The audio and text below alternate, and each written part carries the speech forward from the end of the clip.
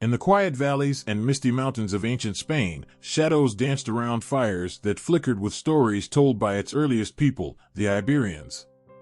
They whispered about spirits in the trees, protectors in the mountains, and wild beings that watched from the darkest corners of the forests. These tales weren't just stories, they were part of life. In every rustling leaf and every echo off the rocky cliffs, there was a sense of something magical, something both beautiful and haunting that made the earth itself feel alive. The Iberians had an extraordinary relationship with nature, believing that it was filled with gods, guardians, and creatures beyond ordinary sight. Rivers and springs had spirits who controlled the waters, while trees were alive with beings who would defend them against harm. They saw mountains as sacred spaces where only the bravest dared to tread, places where gods like the great Kosas watched over the land. Warriors would pray to these gods for protection and strength, believing they had a power as real as the blades they carried into battle. To the Iberians, the world pulsed with life and mystery, and every day was woven with unseen forces they respected and feared. When the Romans arrived, bringing with them their own gods and traditions, Spain's sacred lands faced new stories, new beliefs, and new gods. The Romans were known for their powerful gods, like Jupiter, who wielded thunder, and Mars, the god of war. But rather than simply replacing the gods of the Iberians, the Romans found themselves in awe of the strange and wild land they had entered. In the remote parts of Spain, Roman soldiers and settlers began hearing tales of strange creatures they couldn't ignore. They, too, began leaving offerings at rivers and springs to the native spirits, calling them by names familiar to them but carrying an ancient respect that could only come from the old ways. The Roman roads and temples brought Spain into the vast world of Rome, but they did not erase the wildness that lay beyond the walls of the cities. Roman writers even documented their fascination with the creatures and spirits of Iberia, and some tales merged with Roman beliefs, creating beings that were neither Roman nor Iberian but a mix of both. Stories grew of half-human, half-divine beings who could shapeshift, of water nymphs in hidden springs who granted luck, and of giants whose footsteps made the earth tremble. A sense of wonder mixed with fear filled the air, as if the land itself refused to be tamed. Then came the Visigoths, fierce warriors from the north who carried their own gods and legends, speaking of wolves that walked like men and great birds who guided them in battle. Spain's lands grew wilder under their watch. They had no interest in grand cities or temples. To the Visigoths, strength came from the raw earth, the hidden places, and the ancient spirits that had always been there. For the Iberians who had clung to their beliefs through Roman rule, the Visigoths felt like a return to the old ways, to a life ruled by nature and fierce, untamed gods. The Visigothic era was dark and intense, with legends growing sharper, filled with creatures that matched the wildness of the age. Tales of fierce wolves that guarded sacred lands spread, and stories of ghostly warriors haunting the mountains were told around fires at night. Even the Roman gods seemed to fade as people spoke of their ancestors who still roamed the hills, protecting the land. Every village had its guardian spirits, beings who were half real, half dreamed, and in the forests, it was said that those who trespassed at the wrong hour could feel eyes watching them from the darkness. Then, across the deserts and seas, came the Moors, bringing with them legends from distant lands, tales of powerful spirits, jinns, and beings that whispered in the wind. They saw the Spanish mountains and rivers with the same awe and respect the Iberians had held, sensing the age-old spirits in every cave and under every tree. The Moors brought stories of creatures that glowed in the night and rivers guarded by ancient, unseen eyes. They built magnificent palaces, but in the silence of the night, they told tales of their own spirits and legends that merged with the land. Some of the Moors' tales spoke of beautiful women who could cast spells with a glance, of creatures that lived in fire, and of spirits that wandered the ruins, forever guarding treasures hidden away in secret caves.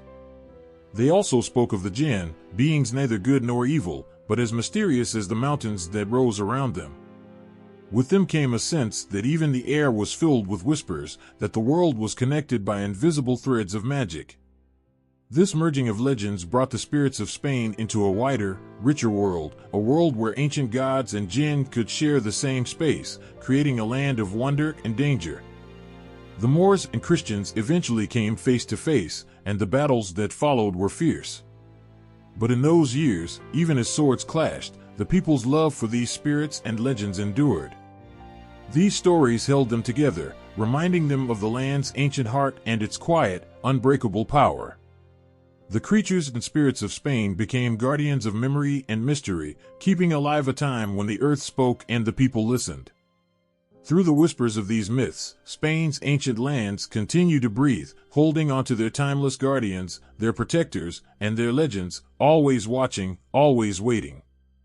In the ancient lands of Spain, whispers tell of beings hidden just beyond human sight, creatures that linger between shadows and dreams. Each type is as unique as the regions they call home, yet they are all bound by a mystery so profound it chills the bones. These creatures are more than legends, they are woven into the air itself, like a memory or a half-forgotten warning that makes you hesitate when you're alone in the woods or on a cliff near the restless sea. Some protect, some trick, and some, it is said, carry a darkness that never sleeps. There are the spirits, invisible forces that watch and sometimes touch the lives of those who dare to walk their lands. In Galicia, people speak in hushed voices of the Santa Campagna, a procession of souls that glide silently through the night. Led by a ghostly figure carrying a cross, these souls drift in a solemn line, their faces pale, their eyes empty, visiting the homes of those marked for death. If you should ever see them, you're told to look away, hold your breath, or pray you never hear their footsteps drawing near. For once you see them, their shadow lingers in your heart, filling you with a dread that no words can ease.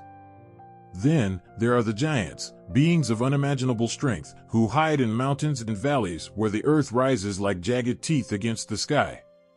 Among these is the Ojankanu of Cantabria, a towering, one-eyed monster with tangled hair and breath like rot. He's feared by everyone who's ever dared to cross his path. Legend has it that he roams the forests, crushing trees with his bare hands, and devours anyone who stands in his way. But there is a strange sorrow to him, too. Some say he is the last of his kind, a creature from a world that has long since faded. His cries can be heard on stormy nights, echoing through the mountains, and though his rage is terrifying, it carries a loneliness that almost feels human. Shapeshifters are another mystery, creatures who defy any attempt to understand their nature. The galipote from Andalusia can change forms, moving between the shape of a man, an animal, or even a shadow in the corner of your eye. People say he walks the earth as a wolf by night, only to stand as a man by dawn.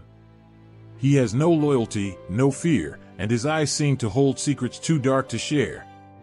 No one knows his true shape, and those who try to discover it find themselves lost, unable to return to the world they once knew. The galipote's presence fills people with a nameless fear, as if they are being watched by something that understands far more than it should. In the waters, there are sea monsters, creatures that rule the waves and hide in the depths, lurking in the deep places where light has never touched. They say that off the coast of Gibraltar lives the page Nicolau, a creature whose body is a twisted mix of man and fish, his scales glistening darkly beneath the moon. Fishermen swear they've seen him rise from the water, eyes glowing as he watches them from beneath the waves, a reminder of the ocean's dark and untamable power. Boats vanish mysteriously in these waters, pulled down by unseen hands, as if he's claimed them for his own. And as the waves crash against the rocks, the wind carries a sound that could be laughter or the echo of something lost. Witches, too, walk the land, weaving spells in quiet forests or hidden villages. In Galicia, the Megas are said to possess powers that both frighten and fascinate. They can bring fortune or ruin, health or sickness, and the people who know them tread carefully, offering gifts or whispers of respect. These women are both feared and respected, bound to an ancient magic that connects them to the very heart of the land. On certain nights, if you listen closely, you might hear them singing, a sound that shivers through the trees, carrying a melody that holds both beauty and sorrow. The Megas are seen as protectors, yet they are also dangerous, with a power that seems to stretch far beyond what mortal hands should hold. Goblins and tricksters, the mischievous ones, lurk in quiet corners, hiding in places where you least expect them. The Trascos of Galicia and Asturias are known for their pranks, their laughter echoing in empty rooms, moving objects, and twisting the world just enough to make you question what is real. They are small, almost childlike, with eyes that sparkle with mischief and a smile that hints at secrets best left untold. But they are not always harmless. Some say they can curse those who offend them, making life twist into strange patterns, trapping people in their own fears and desires. Their laughter might sound lighthearted, but behind it lies a shadow that leaves a chill in the bones. Then there are the women bound by curses, creatures of haunting beauty who carry sorrow like a shadow. The encantadas are women trapped by enchantments, bound to lakes or caves, forever waiting for a love that never comes. People say they are seen near water, combing their hair with golden combs, their eyes distant as they wait for the one who can break their curse. But those who approach them too closely never return. Some say that these men are taken into the water, their spirits joining the lake, bound by the same curse that holds the encantada herself. She is a being of sadness, of hope, and of danger, all wrapped into one, a reminder of promises broken and loves lost. The bogeymen haunt children's dreams, creatures like El Coco, who waits in the shadows for disobedient children. Parents warn their children to be good, or else El Coco will come for them, watching from the dark corners of the room, his presence like a heavy weight that presses down on the night. He is faceless, formless, a being of pure fear that lurks in the imagination, an ancient force that speaks to a fear we never grow out of. For El Coco, no locks or doors can keep him away, and he comes when least expected, filling the night with a terror that only fades with dawn. All of these creatures, spirits, giants, shapeshifters, sea monsters, witches, and bogeymen, are more than stories. They are the shadows that live in the quiet places of the world. They are the reminder that not everything can be understood, that some things exist beyond the reach of light. They have lived through centuries, bound to the land and the people who tell their stories. Some bring wonder, others terror, and in their presence, there is a feeling both beautiful and unsettling. These creatures hold pieces of Spain's heart, pieces of a world that once believed that magic, for all its dangers, was as real as the earth underfoot. In the hills, forests, and coasts of Spain, the land itself breathes with stories as old as time. Each region has creatures that are born from the earth and sea, the mountains and rivers, shaped by the landscapes that hold their secrets. These beings are woven into the spirit of their regions, so much a part of the land that it feels as though they have always been there, waiting in the quiet moments, in the whispers of the wind. Spain's mountains, rivers, forests, and shores have molded these creatures, giving them lives that feel as powerful and untamed as the landscapes they belong to. In the misty mountains of the Basque country, shadows gather in the ancient forests where the Basajaun lives. He is a towering figure, the lord of the forest, with wild hairs tangled with moss, his eyes deep and knowing. He is no mere beast, but a guardian, a creature born from the very heart of the woods. His footsteps are soft, his presence is unseen by all but a few, but the people of the Basque country know he is there, watching over them. They say he taught humans the secrets of agriculture, guiding them with a silent wisdom only the earth could possess. To walk in those forests, with their twisted roots and towering pines, is to feel the presence of Basajaun, his spirit a protective shadow that stretches as wide as the land itself. There is comfort in his presence, a reminder that the forest has its own protectors, and that the trees, in their quiet way, have a strength that cannot be broken. In Galicia, the rains come often, casting a soft, haunting mist over the mountains and villages. Here, the Santa Campagna roams, a procession of lost souls, wandering by night, glowing softly in the dark. The people of Galicia say that these souls come out on silent nights, when the air is heavy and the moon is hidden. They are said to walk in a solemn line, led by a spectral figure carrying a cross, their eyes fixed on a destination only they know. They move through the villages, leaving a chill in the air, a feeling that lingers long after they have passed. To glimpse them is to feel the weight of every sorrow, every lost soul who has ever walked the earth, and to remember that some spirits never find peace. For the people of Galicia, these beings are a reminder of life's fragility, of the thin line that separates the living from the dead. The mountains of Cantabria are rugged, their cliffs rising like walls against the sky, hiding deep valleys and ancient caves. Here lives the Ojankanu, a giant with one fierce eye and a heart as wild as the mountains themselves. His anger is the storm, his voice the echo in the cliffs. He is a creature born of rock and shadow, as fierce and untamed as the land he calls home. Travelers speak of his roars heard on stormy nights, his presence a reminder that the mountains hold dangers for those who wander too far. The people of Cantabria live with this knowledge, with a respect for the untamed wild, for the creature who guards the land as fiercely as a mother guards her child. There is something tragic in his isolation, and the sense that he belongs to a world that has long since passed, yet he remains, a living ghost of a wilder time. In Asturias, the forests hold their own guardians, spirits known as Trascos. Small and mischievous, these goblins delight in causing trouble, moving objects, or playing tricks on those who cross their path. They are creatures of laughter and light, yet there is something almost eerie in their playfulness, as if their eyes hold secrets they never share. People leave offerings for them, small tokens of respect, hoping to keep their homes safe from the Trascos' pranks. The forests here are alive with their presence, a feeling that every step you take is watched, every rustle in the leaves is the sound of a hidden laugh. The Trascos remind the people of Asturias of the magic in everyday life, of the beauty in believing in things unseen, and the joy that comes from respecting the spirits of the land. Far to the south, in Andalusia, the land is dry and golden under the sun, but there are hidden places where shadows linger even in the heat. Here, the Gallipo roams, a being who can change shapes, moving from wolf to man to shadow, a creature whose true form is known only to the land itself. The people of Andalusia speak of him in whispers, a being who comes and goes like a ghost, leaving only the faintest trace of his presence. His eyes are said to glow in the dark, watching from afar, a silent reminder of the unknown forces that walk beside us. He is a creature who belongs to the hidden places, the deep caves and dark forests, a spirit that holds a power as mysterious as the desert nights. On the coasts of Spain, where the waves crash against the rocks and the sea stretches endlessly, the page Nicolau waits beneath the surface. Fishermen speak of him, a half-man, half-fish creature whose eyes watch from below, as dark as the depths of the ocean. He is a being of the sea, a guardian of its secrets, and those who see him say his gaze holds all the mystery of the ocean. Boats have disappeared, swallowed by the waves, and people say it was the page Nicolao's doing, a reminder that the sea gives life, but it also takes. The fishermen who cast their nets in these waters know that they do so with his permission, that their lives are bound to his mercy. He is the heart of the sea, wild and untamable, a creature whose presence is as eternal as the tides.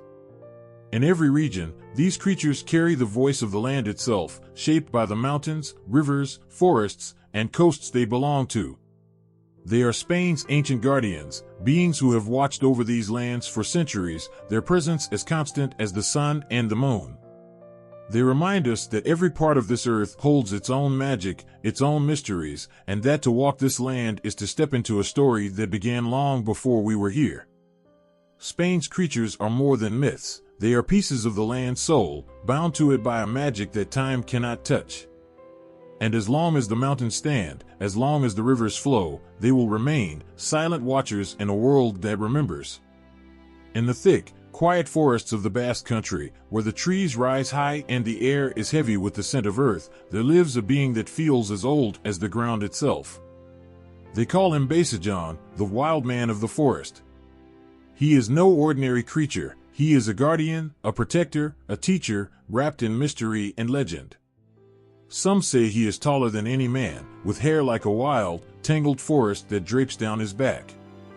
His eyes, dark and deep, hold the knowledge of centuries, of a time when the world was quieter, when every sound mattered, and nature herself was a living, breathing being. Those who have seen him speak of the awe he inspires, an overwhelming sense of being in the presence of something far beyond human understanding. His footsteps are soft, yet his presence fills the air. It's as if the trees lean in closer when he passes, as if the very earth respects him. He is not just a part of the forest, he is the forest, as much a part of it as the roots, the stones, and the shadows that gather at dusk. For the people of the Basque country, Basajaun is not just a myth.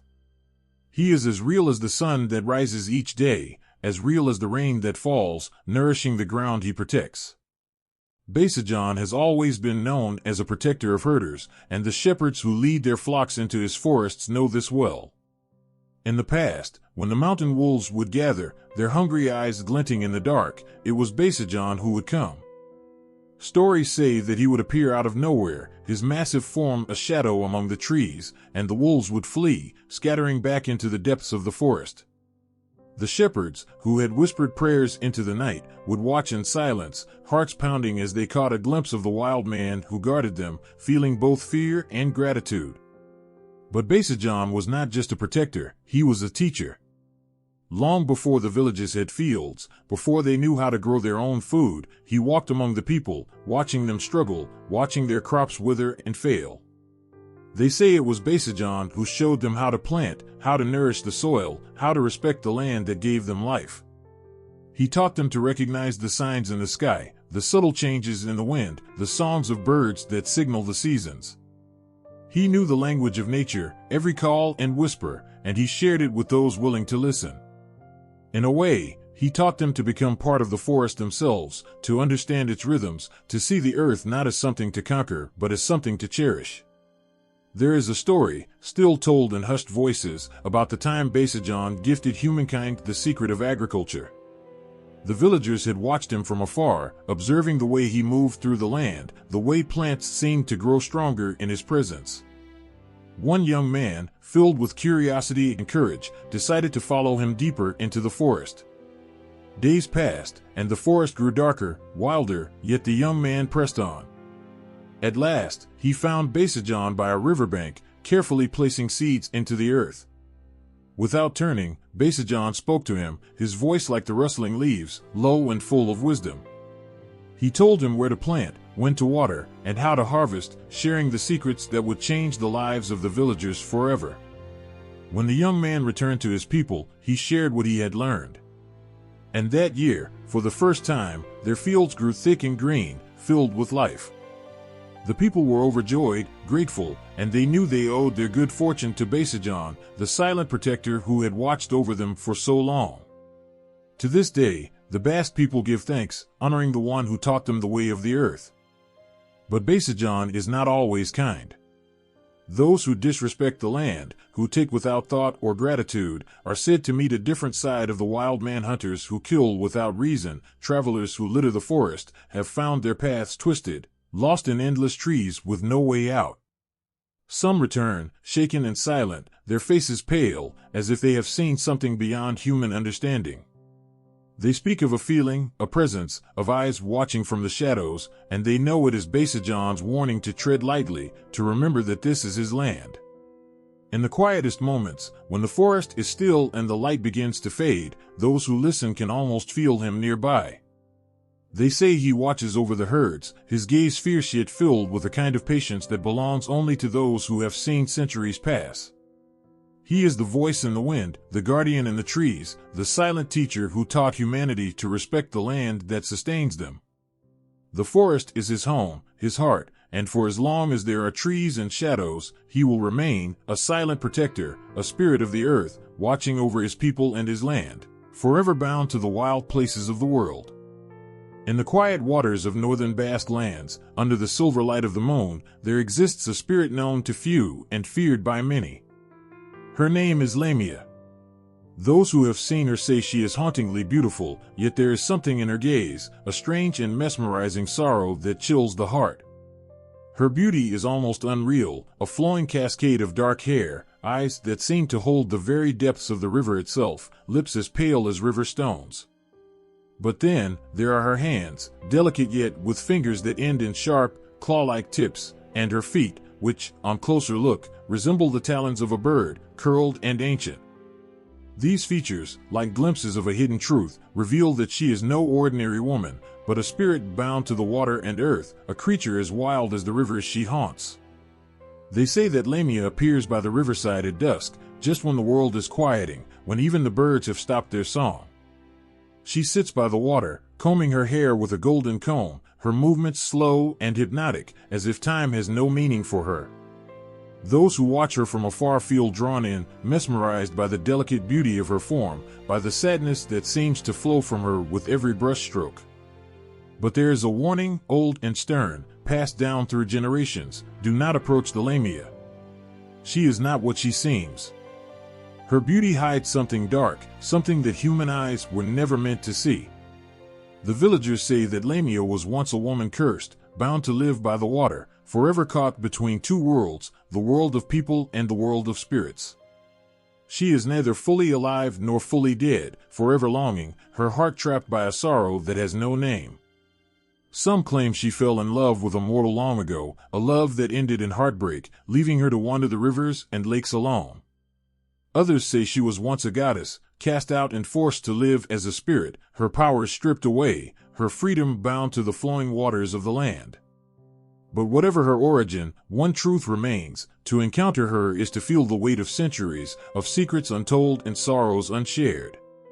Sometimes, Lamia shows kindness, especially to those who come to the river with pure hearts. Children lost by the water's edge have felt her presence, a gentle figure guiding them back to safety.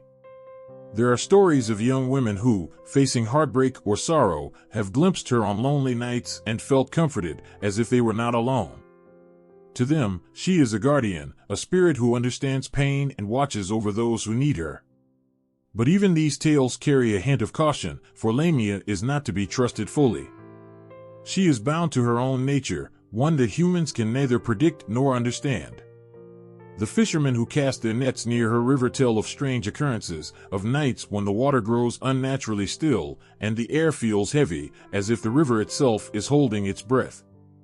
They say that on these nights, if you listen closely, you can hear the soft sound of weeping echoing across the water. Some have followed the sound, drawn by curiosity or compassion, only to find her, sitting silently by the riverbank, her hair flowing like dark water, her gaze fixed on something unseen. Those who have looked into her eyes speak of a sadness so deep, so boundless, that it feels as if it could swallow them whole. But those who forget the warning, those who grow too bold, too enchanted by her beauty, are said to pay a high price. Young men, bewitched by her presence, have ventured too close, only to be drawn into the water's depths, their bodies never to be found. The river takes them, and they are lost, their names becoming whispers among the trees, their fates a mystery forever unsolved. To the people of the village, this is a reminder of Lamia's nature, that while she may at times show compassion, she is a spirit bound to the wild places, where the rules of human kindness do not apply. The elders tell tales of a young man who once tried to win Lamia's heart, offering her flowers and gifts, hoping to ease the sorrow that seemed to shroud her. For a time, she accepted his offerings, her gaze softening, a smile touching her lips. But one night, he grew bold and touched her hand. In that instant, she turned to him, her eyes flashing with a fury that burned as bright as the sun. She whispered something he could not understand, and then, before his eyes, she vanished into the river, leaving nothing behind but the cold ripple of water. He returned to the village, shaken, a shadow of the man he once was, and he spoke no more of Lamia. From that night on, he never approached the river again. Lamia is more than just a spirit, she is a reminder of the wild, untamed beauty of nature, a force that can be gentle and terrifying, kind and cruel. She is bound to the water, to the rivers and lakes that mirror her sorrow, her longing, her untouchable beauty. And yet, she is not free. She is forever trapped, watching the world move on without her, yearning for a life she can never have. Her presence lingers in the air, in the gentle murmur of the river, in the mist that clings to the water's edge, a feeling both comforting and unsettling. The people of the Basque country know her story, yet they do not try to explain her. She is part of their land, part of their history, and to them, she is as real as the stones, the trees, and the water. They leave her in peace, honoring her with silence and respect, for they understand that some beings are not meant to be understood, only remembered. Lamia remains by the riverside, her form as beautiful and mysterious as the water itself, a spirit who watches and waits, bound forever to the land that holds her. High in the Pyrenees, where the mountains cut through the sky and valleys sink into shadows as old as time, there are tales of creatures that breathe with the fire of the earth itself, dragons. Not the dragons of fairy tales or bedtime stories, but dragons ancient and primal, woven into the rocks and winds of the Pyrenees.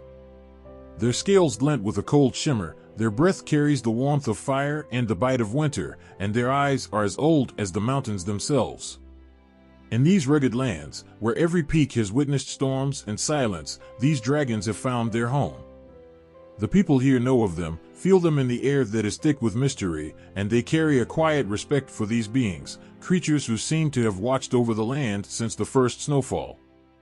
The locals say these dragons were born from the mountain's heart, born of its pulse, of the flame hidden deep within the stone. It's believed they can feel every tremor of the earth, every quake and shift, as if they are a part of the mountain itself. When storms roll through the Pyrenees, when thunder cracks the sky and lightning lights up the peaks, it's said to be the dragon's fury echoing across the land. Their roars are hidden in the winds that howl through the valleys, their rage caught in the relentless crash of boulders and falling rocks. To hear a landslide in these mountains is to feel the presence of something much larger, something that humbles even the strongest among men. It is as though the very mountains are speaking, a reminder of their fierce guardians.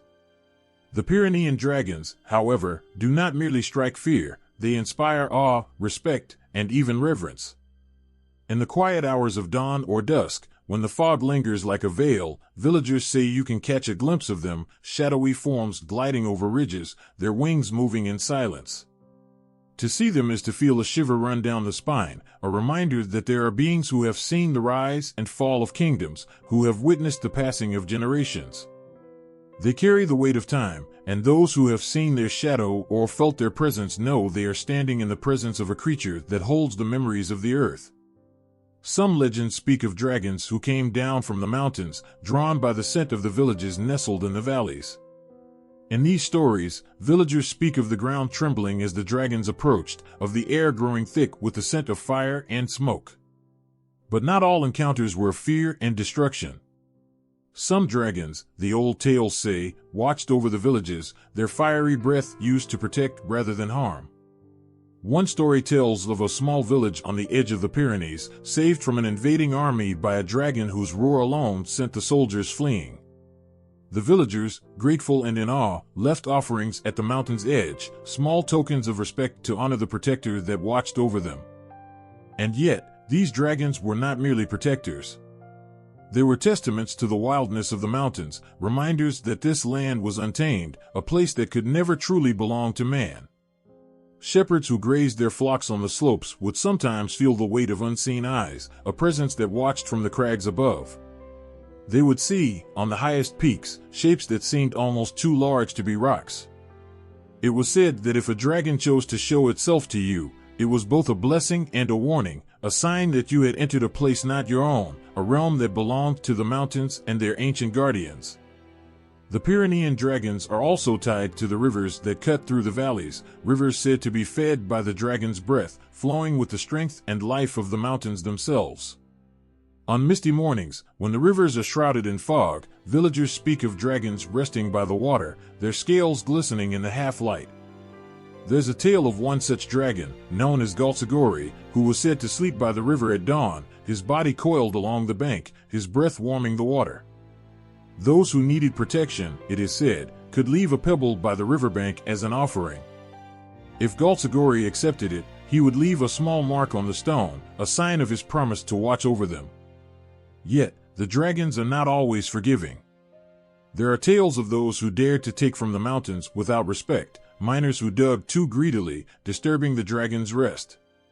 The mountains would shake, the skies would darken, and these men would find themselves pursued by shadows, by the fury of a creature whose home had been violated. Those who returned to the village were changed, haunted by what they had seen, their eyes carrying a fear that words could not express. To them, the dragons were not just creatures, they were spirits of the mountains, forces of nature that demanded respect, whose wrath was as fierce as their loyalty. Children in the villages grow up with these tales, learning from a young age to respect the mountains, to move quietly and carefully, to feel gratitude for the land that provides for them. For them, the dragons are not just legends, they are real, protectors and dangers, reminders of a world that lives beyond human understanding. They see the mountains as more than mere rock and stone. They are living, breathing things, bound by fire and mystery, watched over by creatures who have existed for as long as the peaks have risen. The Pyrenean dragons remain, unseen yet felt, their presence woven into the mountains they guard. They are the last, wild heartbeat of the Pyrenees, creatures of fire and stone who remind those who live in their shadow that the mountains will forever belong to the earth and to those who protect it.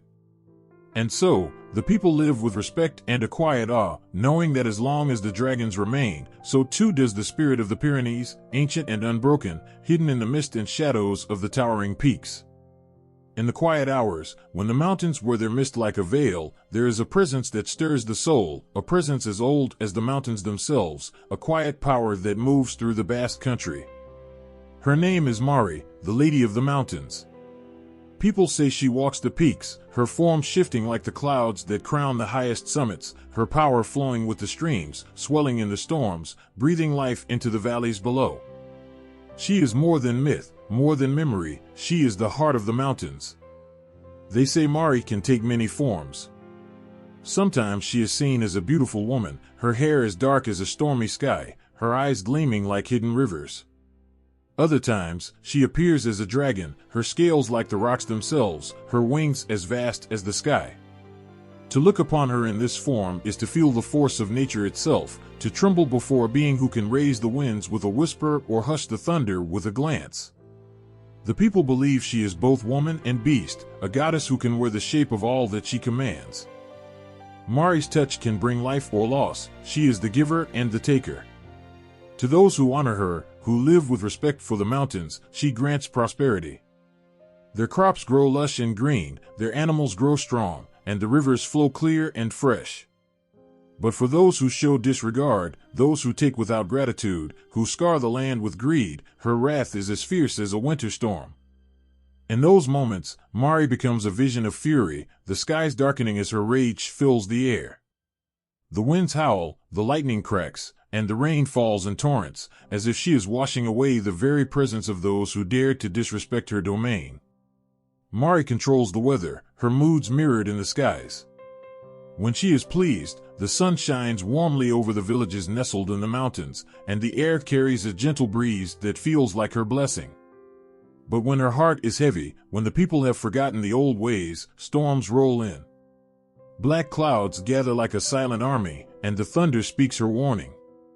It is a reminder to those below that the mountains belong to her, that they are not merely rock and stone but living, breathing things watched over by a force beyond human understanding. To feel the rain on these days is to feel her sorrow, to stand in the winds is to be humbled by her power. They say that Mari's home is a hidden cave, deep within the mountain, a place where no mortal dares to tread. Only the bravest or the most desperate dare approach her sanctuary, where the air is thick with the scent of earth and smoke, and shadows dance like whispers along the walls. It is a place of power, a place where the world feels thin, as if the veil between the human and the divine could vanish at any moment. Those who come to her do not come lightly. They come with offerings, with words of reverence, with hopes that she will look kindly upon them. People bring gifts to her cave, coins, wheat, wine, small tokens of thanks for the life she gives, for the crops that grow under her watchful eye. And sometimes, they come seeking guidance, hoping she will speak to them in dreams or send a sign in the wind. Mari rarely shows herself to those who seek her, yet she is always there, felt in the air, in the rustle of leaves, and the echo of water dripping within her hidden home. They say she listens, that her silence is not absence but a quiet understanding. Children grow up hearing stories of Mari, learning to respect her and the land she guards. They are taught to look for her signs, a sudden gust of wind, a change in the weather, a feeling in the air that is almost like a touch. They grow up knowing that they are never truly alone in the mountains, that every tree, every rock, every stream is touched by her presence. For them, she is a guardian, a protector who watches over her people with a love that is fierce and unyielding. To see Mari is a rare thing, yet some claim to have caught glimpses of her, a figure moving in the mist, a shadow crossing the mountain peaks. Those who have seen her say that her beauty is otherworldly, her gaze both warm and piercing, as if she sees not just the person before her but the soul within. To stand in her presence is to feel as though the earth itself is watching, judging, deciding whether to bless or curse. It is said that those she favors feel her warmth like sunlight breaking through the clouds, while those who have wronged the land feel her gaze as a weight, a cold warning that sinks deep into the bones. In times of need, when drought grips the land or storms threaten the harvest, the people call upon Mari, their voices rising like prayers into the mountains. They know she hears, that even if she does not answer in words, she listens, watching over her people as she has for generations. And sometimes, when the prayers are spoken with true reverence, when the people remember her as they should, the rains come, soft and steady, soaking into the earth, filling the rivers, bringing life to the valleys. It is her gift, her way of reminding them that they are part of something larger, part of a land that is alive, sacred, and guarded. Mari is not just a figure of myth. She is woven into the very fabric of the Basque land, a living force that shapes the lives of those who call it home. To them, she is a mother, a warrior, a dragon, a spirit bound to the mountains. She is both the calm and the storm, both mercy and fury. And as long as the mountains stand, Mari will remain, her presence felt in every breath of wind, and every crack of thunder, and every blade of grass that reaches for the sun. In the heart of the Cantabrian forests, where shadows grow long and the mountains seem to hold their breath, there is a figure whispered about with dread, the Ojankanu. This is no mere legend for the people who live here, but a nightmare come alive, a towering, one-eyed giant who haunts their dreams and roams the deepest parts of the forest.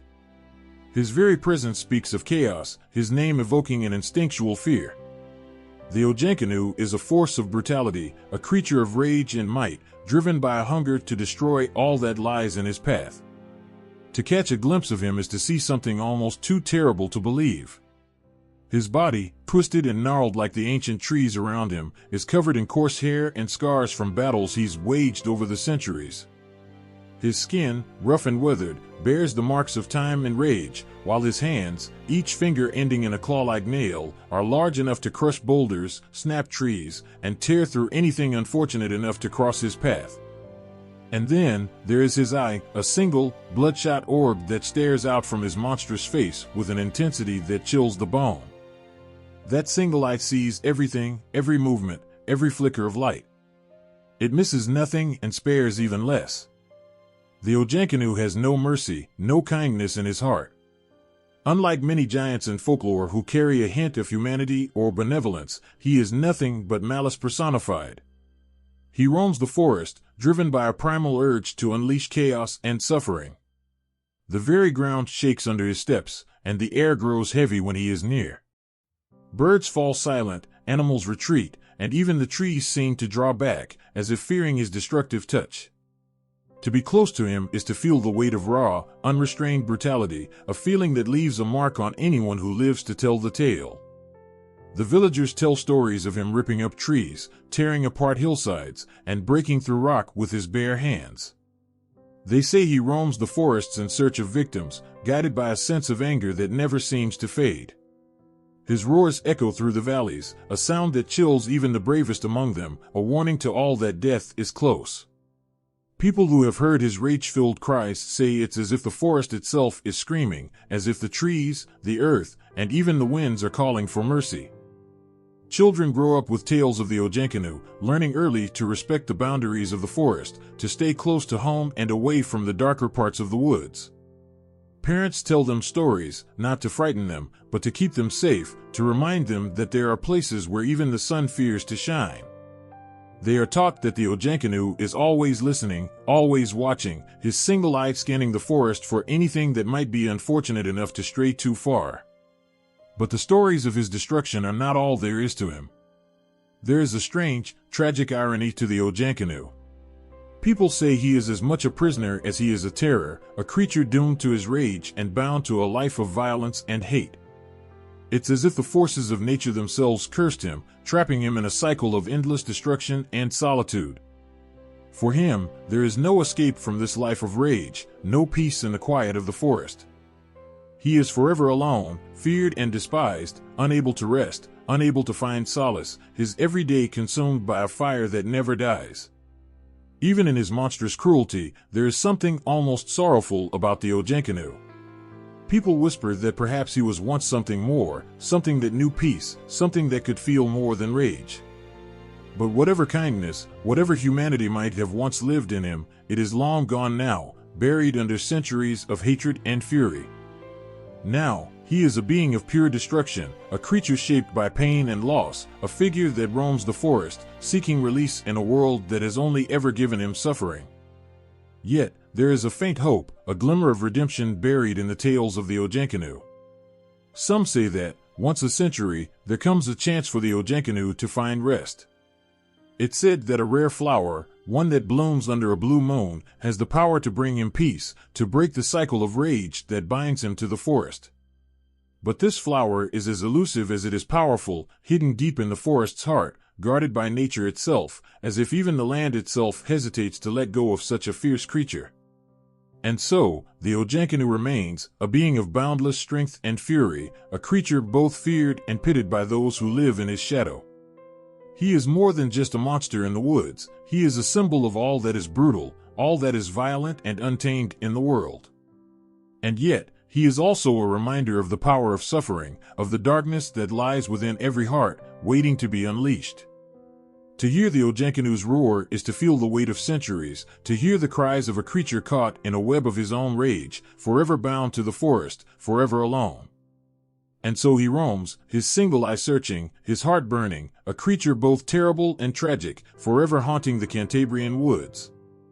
In the hidden corners of the Asturian woods, beneath the rustling leaves and whispering trees, there lives a creature that few have ever truly seen but many have felt, the Tintarujo. Unlike the dark giants and fierce spirits of other legends, the Tintarujo is small, barely taller than the mossy rocks scattered through the forest. Yet, his spirit is lively, wild, and full of mischief. Those who have wandered too far into his territory have found themselves caught up in his playful chaos, an experience that is both frustrating and unforgettable. With eyes that glimmer like fireflies and a grin that carries the secrets of 1,000 pranks, the Tintarujo lives to cause trouble, not out of malice but out of sheer, innocent delight. He is a creature of laughter, a spirit bound not by rules or responsibilities but by a boundless sense of joy. To him, the forest is a playground, every branch and stone an opportunity for another prank, another chance to bring surprise to the unknowing travelers who step into his domain. It begins subtly, a little whisper on the wind, a rustle that seems almost like a giggle. The air feels different, as though it carries a hidden smile, a lightness that's impossible to ignore. Travelers might feel a slight tug at their bags or notice their walking stick has disappeared. They look around, confused, wondering if they've just misplaced it or if something is at play. Then, a flash of movement catches their eye, a dart of small fingers slipping out of sight, leaving behind only a trace of laughter echoing through the trees. Children hear stories of the Tintarujo, and some even claim to have seen him. They say he wears leaves and bits of bark, blending seamlessly into the forest. His small frame allows him to dart between the trees with the swiftness of a squirrel, yet his mischievous grin and bright eyes betray his presence. Parents warn their children to watch out for the Tintarujo, telling them to keep an eye on their belongings and their path. But children, with their innocent hearts and love for play, often welcome his antics, seeing him as a friend more than a trickster. The Tintarujo's pranks are harmless yet unforgettable. A traveler might set down a bag to rest and find it mysteriously moved when they turn around. A hiker could be sure they tied their shoes only to trip moments later on laces somehow untied. Some say he's been known to fill people's boots with stones, to switch hats and scarves when no one is looking, and even to mimic the voices of their friends, leading them just slightly off the path before letting out a laugh that echoes through the trees, revealing his game. Though playful, the Tintarujo is also strangely wise. It's said he only targets those who enter the forest with too much pride, those who don't respect the trees and paths, who stomp too loudly or treat the forest as if it were theirs to conquer. These people find themselves more often the target of his pranks. They might end up turned around, wandering in circles, always a few steps behind the sound of his laughter, a reminder that the forest belongs to no one, that they are visitors here. For those who enter with quiet hearts and respectful steps, he is gentler, leaving only the smallest traces of his presence, a leaf tucked into a bag, a twig placed gently on a shoulder, as if to say hello without disturbing their journey. Yet, there's a touch of loneliness in his joy. The Tinterujo, for all his pranks and games, is a solitary creature. He has no companion but the trees, no friend but the birds who flit by without stopping. Perhaps his pranks are his way of seeking company, of reaching out to those who pass through his world, hoping to leave a piece of himself in their memories, a trace of laughter they'll carry with them long after they've left the forest. As the sun sets and shadows grow longer, his presence grows stronger.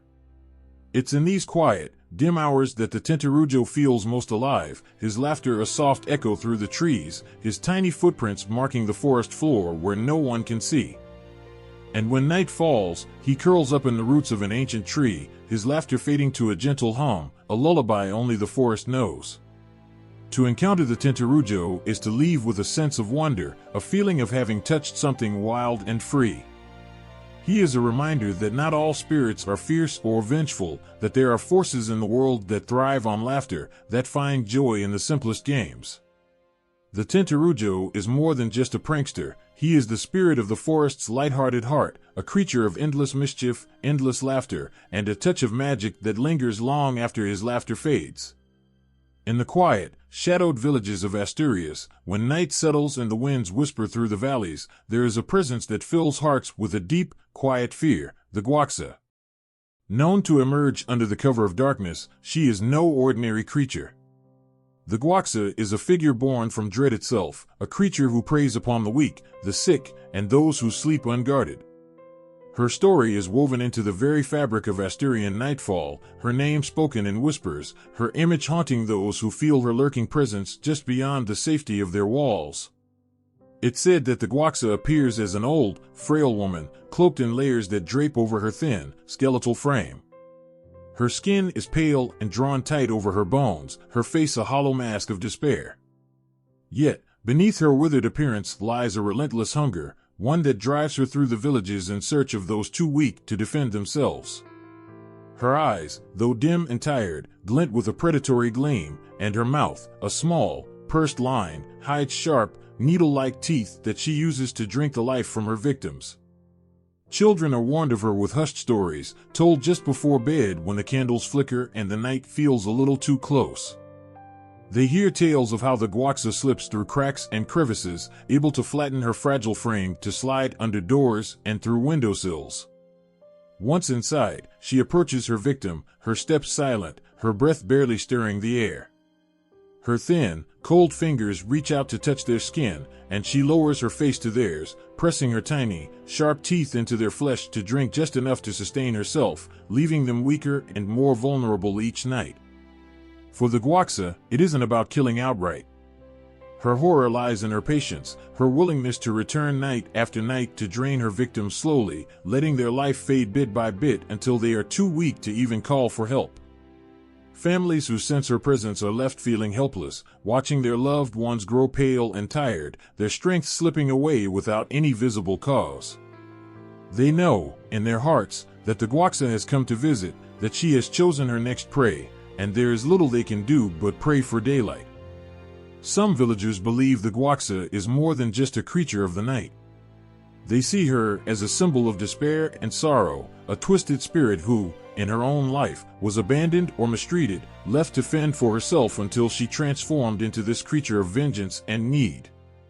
Perhaps she, too, was once vulnerable, left without the comfort of family or friends, forced to live in the shadows until the shadows claimed her entirely. Now, in a cruel irony, she seeks out those who embody her own helplessness, feeding off the very weakness that once defined her own existence.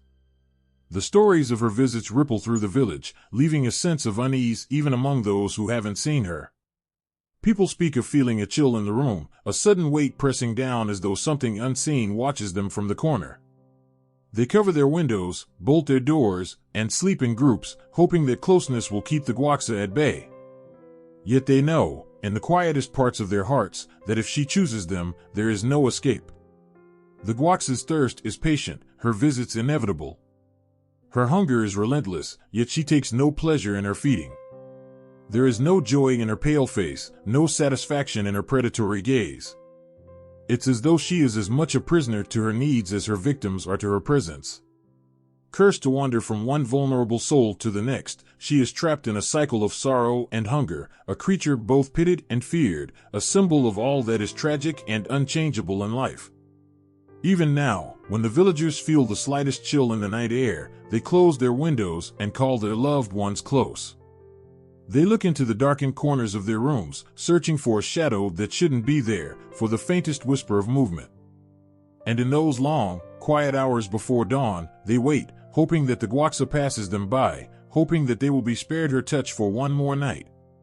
Yet somewhere, they know she is out there, waiting in silence, her hunger as unending as the night.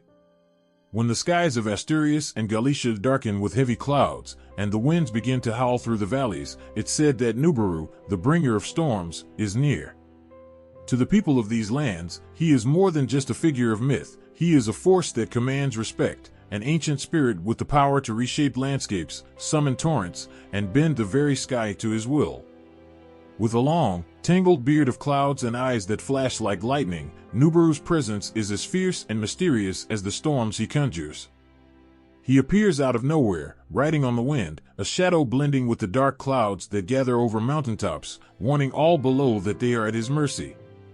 They say Nubaru lives in the distant lands where the sun barely reaches, hidden in a place surrounded by fog and relentless rain. When he grows restless or his anger stirs, he mounts his storm clouds, racing through the skies and sweeping over the villages and fields below. His voice rumbles like thunder, filling the air with a sound so powerful it makes the earth tremble.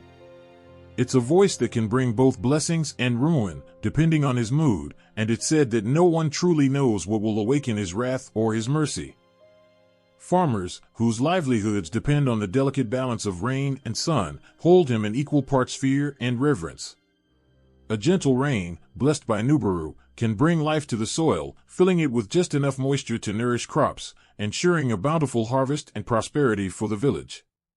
In those moments, they whisper words of thanks to him, acknowledging his gift.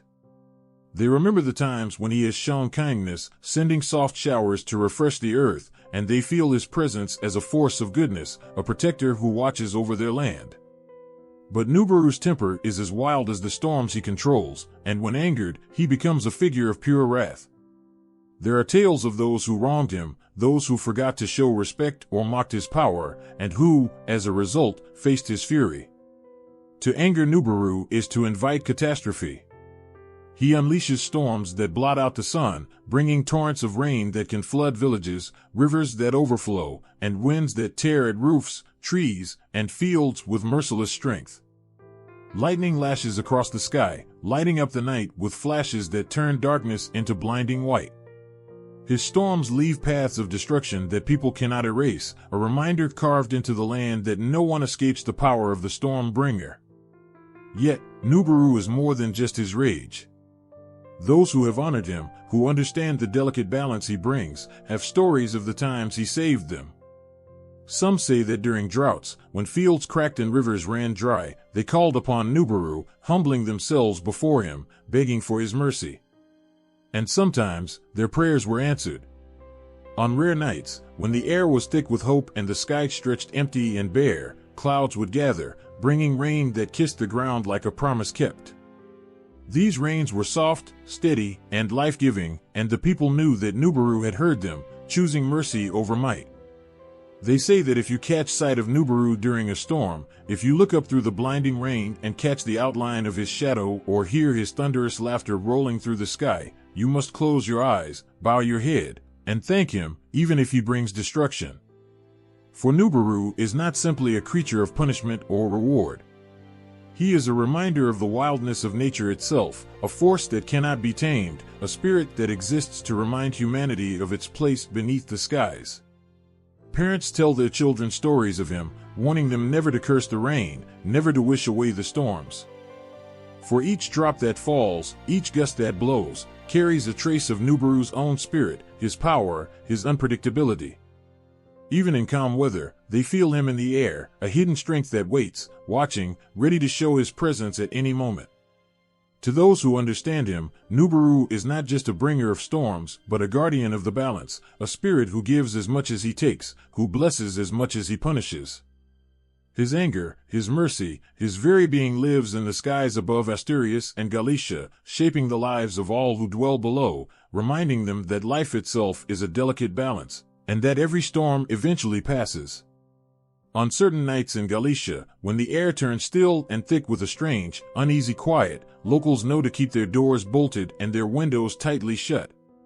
On these nights, under the dim moonlight and cloaked by a veil of mist, there is a feeling that fills the heart with dread, the feeling that the Santa Campagna might be wandering nearby. They are the spectral procession of the dead, a silent line of spirits who drift through the dark forests and winding paths, bringing an omen of misfortune to any who cross their path. Those who have seen them say the procession is led by a living soul, chosen unwillingly and bearing a candle that never dies, burning with a pale, unearthly glow. This living guide is followed by a line of souls, their faces ghostly pale, their eyes hollow and gazing at something beyond life itself. They walk in silence, but their presence is unmistakable. As they move, the forest falls eerily still, the sounds of night creatures fading away, as if the world itself is holding its breath. Even the wind seems afraid, unwilling to rustle the leaves or break the silence. It is as though the very air becomes thick and heavy, pressing down on any who dare to watch from a hidden corner or a distant window. Each ghostly figure holds a candle, casting a dim glow that dances and flickers, as if even light is afraid to linger near them. Their robes are tattered and draped in shadows, and their footsteps make no sound on the forest floor. The line stretches on, each figure moving in perfect rhythm, bound to each other in a silent march. Those who have watched them describe the sight as hauntingly beautiful yet terrifying beyond words, a glimpse into a world they are not meant to see. For the Santa Campagna is not merely a parade of spirits, it is a warning of death, a reminder that life is fragile, and that there is a place beyond this world waiting for us all. Stories say that to see the Santa Campagna is to bear a curse, for they bring with them the weight of sorrow and doom. It's said that those who catch even a fleeting glimpse of the procession are marked, their lives destined to face tragedy or despair. Some fall gravely ill, while others find themselves plagued by a creeping sense of dread, as if they are being watched from the shadows. And for the unlucky few chosen to lead the procession, the burden is almost unbearable. Night after night, they are compelled to walk with the dead, their only relief being the hope that another living soul might see the Santa Campagna and take their place. But it is not easy to shake off their curse. If you happen upon the procession, it is said you must quickly draw a protective circle around yourself and turn away, refusing to meet the gaze of the spirits. Only by showing respect and avoiding their stare can you escape their wrath. Some carry a cross or whisper a prayer when they sense the Campagna nearby, hoping these small acts of faith will be enough to shield them. Yet even these precautions are no guarantee, for the Campagna does not forget those who have crossed its path. The people of Galicia know these tales well, and even the bravest among them would rather not tempt fate. In the villages, tales of the Santa Campagna are whispered late at night, shared between friends, and passed down through generations. They say that if you feel a chill in the air, a strange silence, or the faintest scent of burning wax when there should be none, you should leave at once and make your way home without looking back. For the Santa Campagna does not need an invitation, it appears when it wishes, a silent reminder that death is always nearer than we think. Some believe the Campagna is a warning, a sign that souls who have not found peace are doomed to wander. They walk in a line, endlessly searching, as if bound by some sorrow too great to let them rest. Each one a soul trapped between worlds, lost and weary, their only solace the silent march. And as they pass, the living can feel the weight of their sadness, a heaviness that lingers long after the procession has faded into the mist. In Galicia, the fear of the Santa Campagna is a part of life itself. When night falls and a strange quiet settles over the land, hearts beat a little faster, and no one dares walk alone.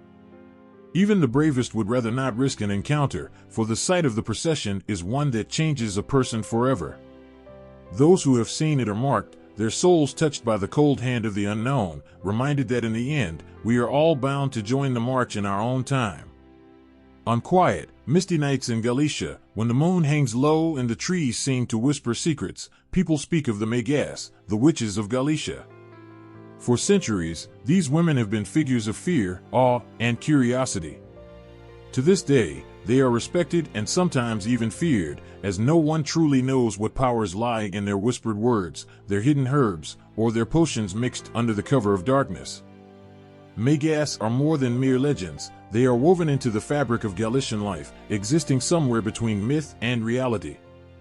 They are the healers who ease the pain of villagers, the mysterious women who wander the forests at night, gathering roots and plants that few others would dare to touch. They understand the language of the earth, and they know the secrets of ancient herbs passed down through generations, remedies so old that even time itself seems to guard their power. Some say Megas can cure any ailment, while others warn that their touch can bring misfortune. And yet, the people come to them, drawn by a strange need to seek their help even if it comes at a price.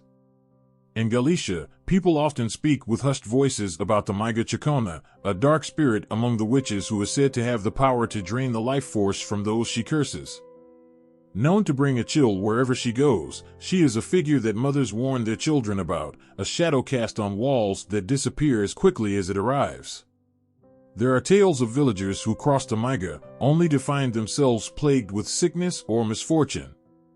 It is a delicate balance. The Megas give life, but they can also take it, and it is this duality that fills people with both fear and respect.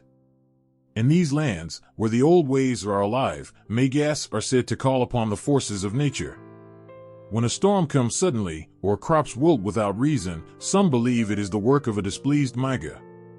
In such times, people may leave small offerings, bits of bread, wine, or coins, at the edge of the forest, hoping to appease the unseen eyes watching from the shadows.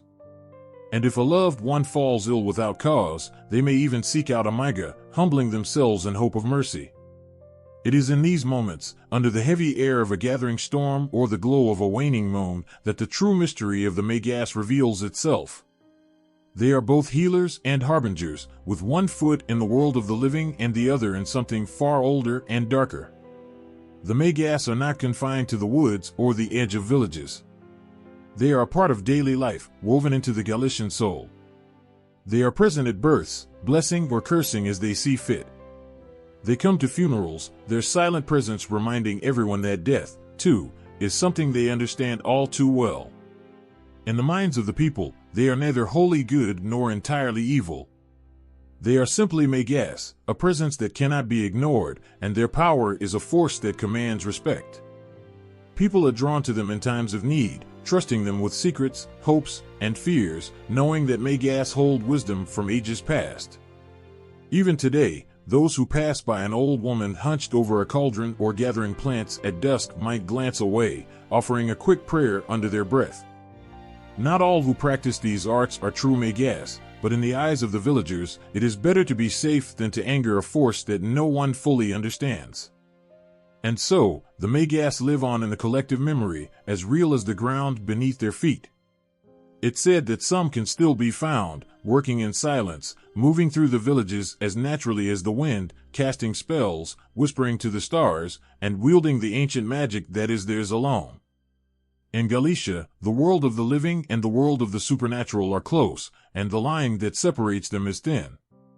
And it is the Megas who dwell on this line, bridging two worlds and reminding all who encounter them that there are forces older and greater than any human. Whether feared or sought out, the Megas remain, and their legend lives on, forever intertwined with the people and the land of Galicia. On mist-laden nights along the rivers and lakes of Galicia, when a strange silence hangs heavy in the air, people sometimes catch sight of a figure that fills the bravest hearts with dread. Urko, the spectral water dog, is a shadow that haunts the edges of Galician waters, a creature that seems more nightmare than flesh and bone. His massive, hulking shape appears out of nowhere, his dark fur matted and dripping with water as if he has risen from the depths themselves. Eyes like burning embers stare out from a face distorted by an unearthly snarl, promising misfortune and darkness to anyone who locks gazes with him. The sight of Urko sends shivers down spines. Villagers tell stories of hearing his heavy paws squelching through the wet mud, moving slowly but purposefully, almost as if he is searching. Those who have had the misfortune of crossing his path speak of feeling a bone-deep chill, a sense that death itself is prowling in the shadows. The locals know well to avoid riversides and shores when night falls and clouds gather, for Urko appears when fate is ready to claim its due. Urko is no ordinary creature. Some say he's a spirit of the damned, others believe he's a demon guarding the waters, but all agree that he is a harbinger of disaster. When he appears, death is not far behind. His mournful, echoing howl reverberates through the still night, chilling even the souls of those safe within their homes. It's a sound like no other, low, lingering, filled with something ancient and relentless. Some have tried to capture his eerie cry in words, but none can do it justice. It is a howl that carries the weight of every loss and sorrow, an unmistakable warning of the tragedy to come. The villagers say that Urko does not come to merely scare, he brings a darkness that lingers. If someone goes missing by the river, or if a loved one drowns in mysterious circumstances, whispers spread that Urko was seen prowling the shores days before. People speak of finding strange, clawed footprints near the banks and seeing shadowy figures in the water. They know that these are signs not to be ignored. Those who see him, even from a distance, are said to be cursed with misfortune, bound to experience heartache or loss. It's as though Urko leaves a trace of his sorrow behind, infecting all who witness his dark form. Yet, in his terrifying presence, there is a strange, almost sorrowful beauty.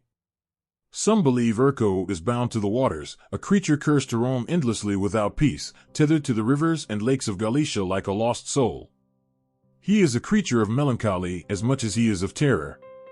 They say that if you look into his fiery eyes, you will see a sorrow that runs as deep as the oldest rivers, as though he carries the weight of the souls he has claimed. The water, dark and still, seems to hold memories of him, whispering tales of those he has taken. It is not just the sight of him that people fear, but the overwhelming sadness he brings, the sense of inevitability that shadows his every step. Some who have seen Urko describe feeling an overwhelming urge to run, yet find themselves frozen in place, captivated by the sheer presence of him. They see his outline, powerful and dark, illuminated only by the faint glint of his eyes. And in that moment, they understand they are facing something beyond this world, a creature neither dead nor alive, one whose very existence challenges everything they know. With each step Urko takes, there is a whisper of something ancient, a reminder that the waters hold secrets too deep to be known, mysteries that cannot be touched without a price. Even now, few dare to walk along the rivers at night, even if the moon is bright and the night is calm. Those who do so carry tokens or whisper prayers, hoping these small acts of faith will be enough to shield them from his gaze.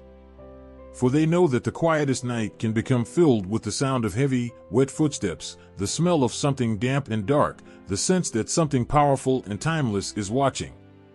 And if they hear his howl, a sound like sorrow itself woven into the fabric of the night, they know to run, or better yet, to seek shelter, for Urko is close, and disaster is near. Galicia knows Urko as more than a legend. He is a presence, an unspoken warning, a piece of the land and the water itself. To glimpse him is to confront the mysteries that linger at the edge of the world, to feel the weight of something both beautiful and terrifying, ancient and unrelenting. Those who have seen him speak of his haunting figure with fear and reverence, for they know that the water dog does not forget, and his presence leaves a mark on the soul.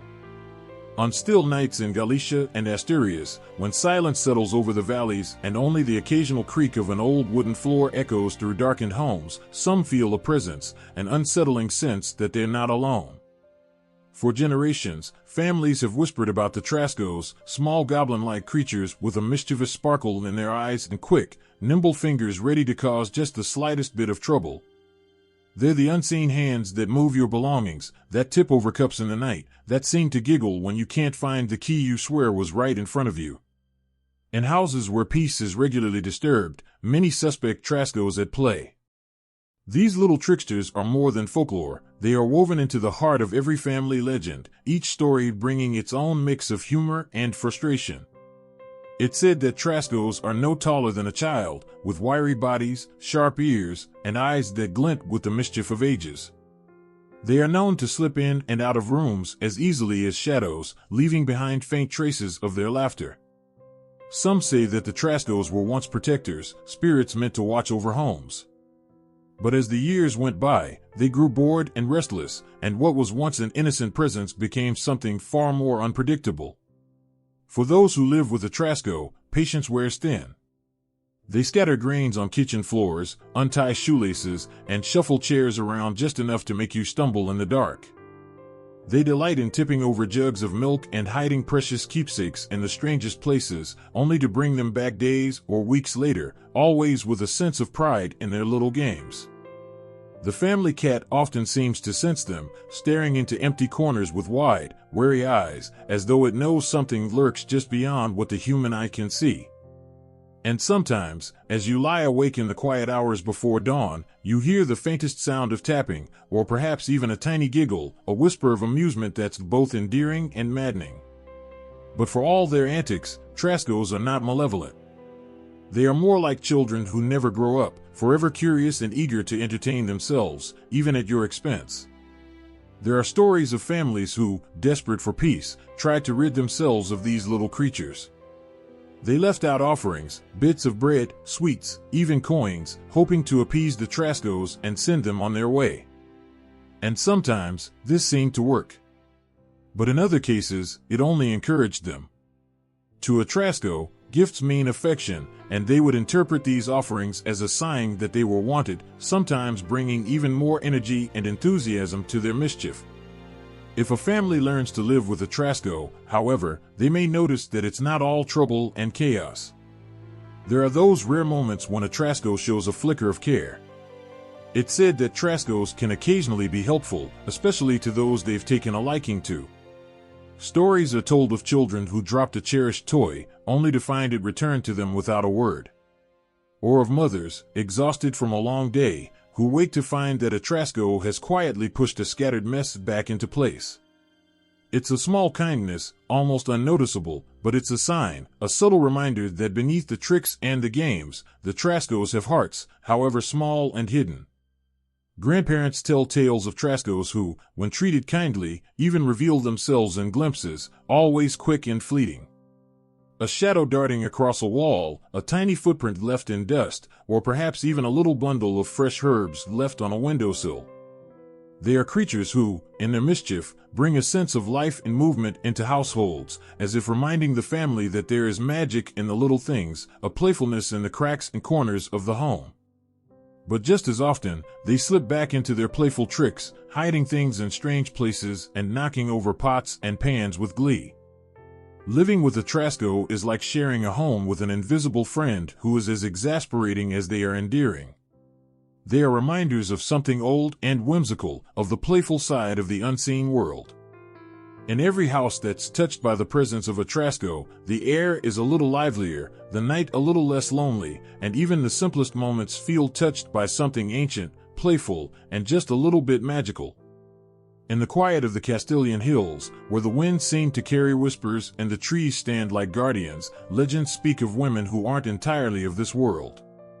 The locals call them encantadas, enchanted women, forever tied to caves, rivers, and springs. They are there, hidden in the shadowed groves and hidden pools, waiting with a sorrow that feels as old as the earth. Some say they were once mortal women, cursed long ago by forces we can't understand, trapped between worlds as silent guardians of the land's secrets. Others believe they are ancient spirits, born from the land itself, cursed or enchanted, appearing only to those who are lost, lonely, or in search of something they can't name.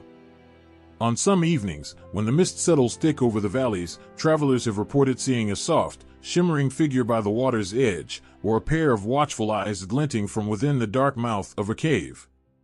These are the encantadas, with eyes said to be deep and sorrowful, like they have witnessed lifetimes go by in quiet suffering. Their hair, wild and flowing, seems to blend with the shadows or the reflections on the water, framing faces so beautiful yet so distant that they seem almost unreal. Every village seems to have a story. There's the tale of one young man who wandered into the forest at dusk and saw a woman with hair like spun silver and a voice as gentle as the water flowing over the rocks. She appeared beside a spring, her face a mixture of hope and sadness, and she asked him for a single kiss to break her enchantment. But when he hesitated, unsure whether she was real or merely a trick of the twilight, she faded away, leaving only the soft echo of her voice and a chill in the air that lingered long after she was gone. To this day, they say her spirit still waits by that same spring, eternally hopeful, forever trapped by a curse no one remembers how to lift. Some say the Encantadas were once princesses, loved and envied, whose jealousy or pride led to a bitter curse. Others believe they were healers or wise women who practiced ancient magic, punished for wielding powers that frightened the villages around them. Whatever their stories, the Encantadas are always bound by an unfinished longing, tied to the very land they roam. People leave small offerings for them, flowers, a handful of seeds, or just a whispered word of comfort, as if in some way they could soothe their hearts or help them find the peace they've been denied. In the hills where caves hide deep in the rocks, shepherds have whispered of hearing voices calling out on the wind, voices both lovely and heartbreaking. They tell stories of the Encantadas waiting inside those dark caverns, hoping for someone who will have the courage to enter, to find them, and to see them not as monsters or spirits but as souls who once lived and loved and suffered. And on rare occasions, some who have ventured into those caves swear they have seen them, often wrapped in flowing white or pale blue, with faces that seem to glow faintly in the darkness. They hold out their hands, asking for a touch, a token, a sign that someone sees their pain. There is one haunting story of an Encantada near a certain spring. The townsfolk say that if you visit the spring under a full moon, you may see her seated at the edge, combing her hair, as though she were simply preparing herself for a long-lost lover who never returned. She won't speak, they say, but she'll look at you with eyes that tell 1,000 stories, each one tinged with grief and yearning. But if you try to approach, she will vanish, her image dissolving like mist as the water ripples, as if to remind you that she is beyond reach, a spirit destined to linger forever in her sorrow. In Castile, the enchantment of these women lives in the very bones of the region. They are woven into the fabric of the forests, the caves, and the springs that dot the countryside. Children are taught to be wary of these haunted places, warned not to wander near the springs after dark or to enter caves without a candle, for the Encantadas do not seek harm, but their sadness has a way of seeping into the hearts of those who come too close. For those who are sensitive to it, this sorrow can linger, like a bittersweet memory, filling them with a longing they can't quite name, a longing that echoes the quiet despair of these ancient spirits. Some say that the Encantadas are neither alive nor dead, but something in between, a tragic reminder of the mysteries that still roam the old land, untouched by time. They have watched the centuries pass, unseen but not forgotten, waiting in a silence as vast and deep as the forests themselves. And though they are bound by their own legends and curses, perhaps there is a strange kind of freedom in the quiet places they roam. They belong to the rocks and the water, to the wild and quiet nights, existing as a testament to the forgotten magic of a time long past. For those who have seen an Encantada, it is an experience that remains forever etched in memory. A glimpse of her is like a glimpse into another world, beautiful and sad, haunting yet strangely comforting. It's said that those who've encountered her will often return to the same spot year after year, leaving flowers or murmuring a prayer, as though some part of their soul feels compelled to ease her pain.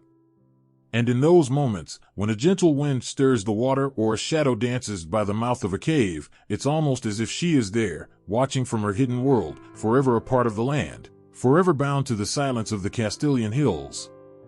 In the quiet corners of Spanish homes, where shadows seem to stretch longer than usual and a chill lingers in the air, there lives a creature as ancient as the legends themselves.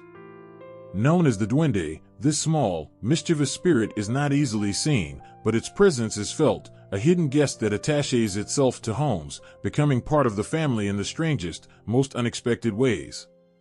The Duende doesn't make grand entrances or frighten with monstrous appearances. Instead, it makes itself known with a soft sound here, a missing item there, a feeling that you're not quite alone in your own space. Shoes are rearranged, a favorite pen vanishes only to reappear days later in a place you swear you never left it. It's as if the Duende is playing its own little game, one that only it truly understands.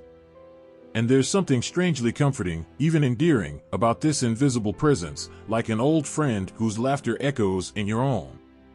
People across Spain speak of duendes with a curious fondness, as if remembering a mischievous childhood companion. They are described as tiny, elf-like beings, small enough to hide in the narrowest cracks of walls or behind an old bookshelf. Some say they wear pointed hats and little shoes that make the softest tapping noises on wooden floors, while others believe they are nothing but whispers, faint outlines that vanish if you try to catch them in the light. But one thing is certain, if a duende has chosen your home, it isn't going anywhere. For the duende, every home is a playground. It finds joy in rearranging belongings, swapping salt for sugar, or hiding a child's toy just before bedtime.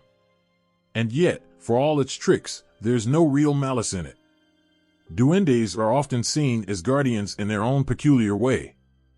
They protect the home from darker forces, keeping misfortune at bay with a hint of laughter. It's as if their pranks are a small price to pay for the hidden protection they bring, watching over the family with a mischievous, unseen smile. One old tale from a small village in Castile tells of a family that had lived with a duende for generations. Each new generation of children grew up hearing stories of their house spirit, and each child in turn would try to spot the tiny creature, whispering into dark closets or peering under beds. But the duende was elusive, as if it enjoyed the game of being unseen. Only once, they say, did it allow itself to be caught by a young girl who woke in the middle of the night and saw a shadow dancing in the moonlight. She didn't scream, didn't even move, but just watched as the small figure tipped its hat and disappeared into the night. For those who respect them, duendes can become something like family. They respond to kindness, some say, and might even help around the house if they feel appreciated. A grandmother once shared a story of her duende, one she swore had been with her since she was a child.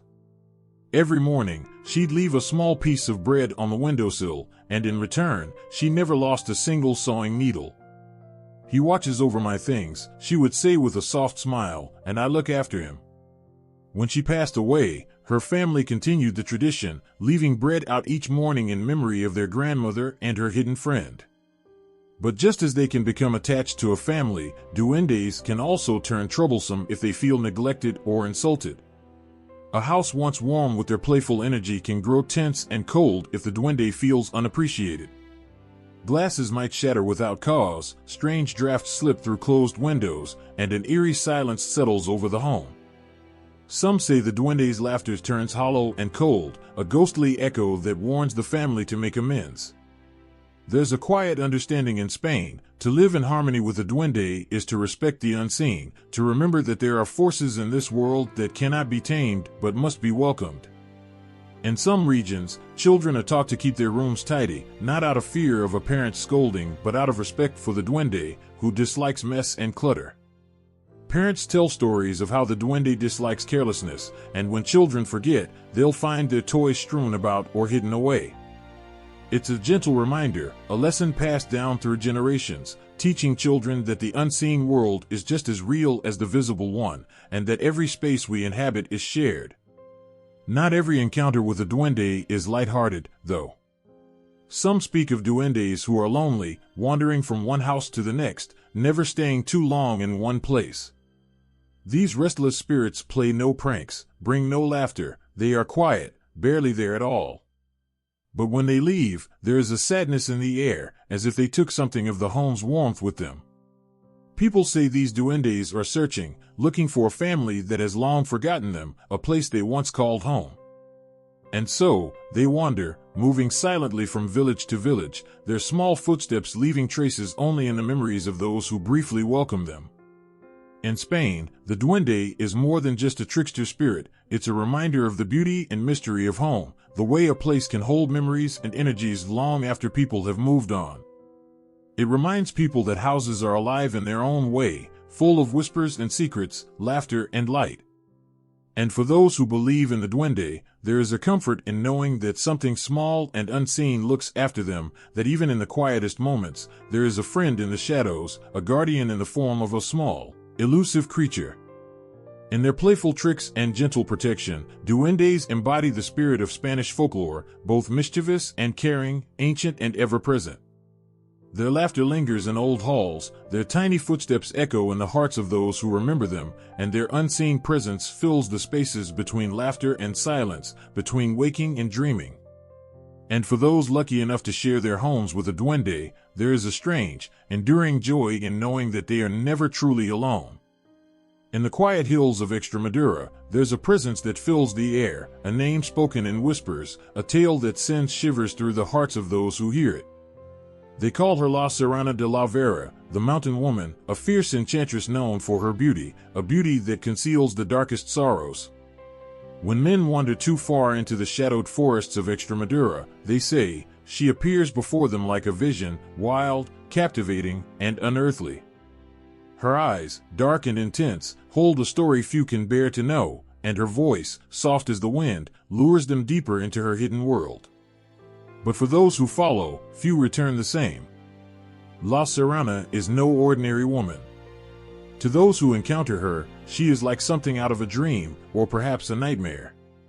She moves through the mountains like the spirit of the forest itself, belonging to no one and nothing, yet claiming everything that comes too close.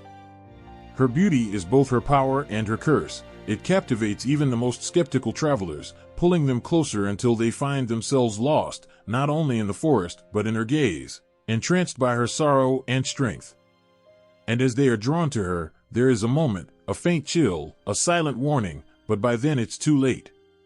What most never see is the pain that lives in her heart, a sorrow born from a life betrayed and broken. La Serrana's story, like the most painful legends, began with love, a love so deep and trusting that it made her believe in the goodness of the world. But that love was shattered. Betrayed by the one she trusted most, her heart turned cold, and her life became a haunting tale, full of heartbreak and anger. They say that her lover left her for another, that he abandoned her to suffer alone in a place where she had once felt safe. And in that betrayal, something inside her broke, a piece of her humanity, perhaps, and she turned to the forest, where the shadows became her solace and the mountains her only companions. But La Serrana is not a victim, and she would never let herself be seen as one. She became something stronger, a fierce spirit fueled by pain, transforming her sadness into strength. She roams the forest not as prey but as a hunter, and her eyes, though beautiful, burn with an intensity that is both frightening and sorrowful. To the men who encounter her, she is an irresistible force, a woman with a presence so magnetic that they lose all sense of reason. They follow her, step after step, deeper into the woods, mesmerized and blinded by her charm. And once they are deep enough, when the outside world feels like a distant memory, she shows her true self, not as a lover, but as something wild and unforgiving. Some men say she lures them with a soft, sorrowful song, a melody that wraps around their hearts like vines, pulling them forward until they can't think of anything but her. They feel the sorrow in her voice and are drawn to it, as if they can ease it, heal it somehow. But her sorrow is a weapon, as sharp as any blade.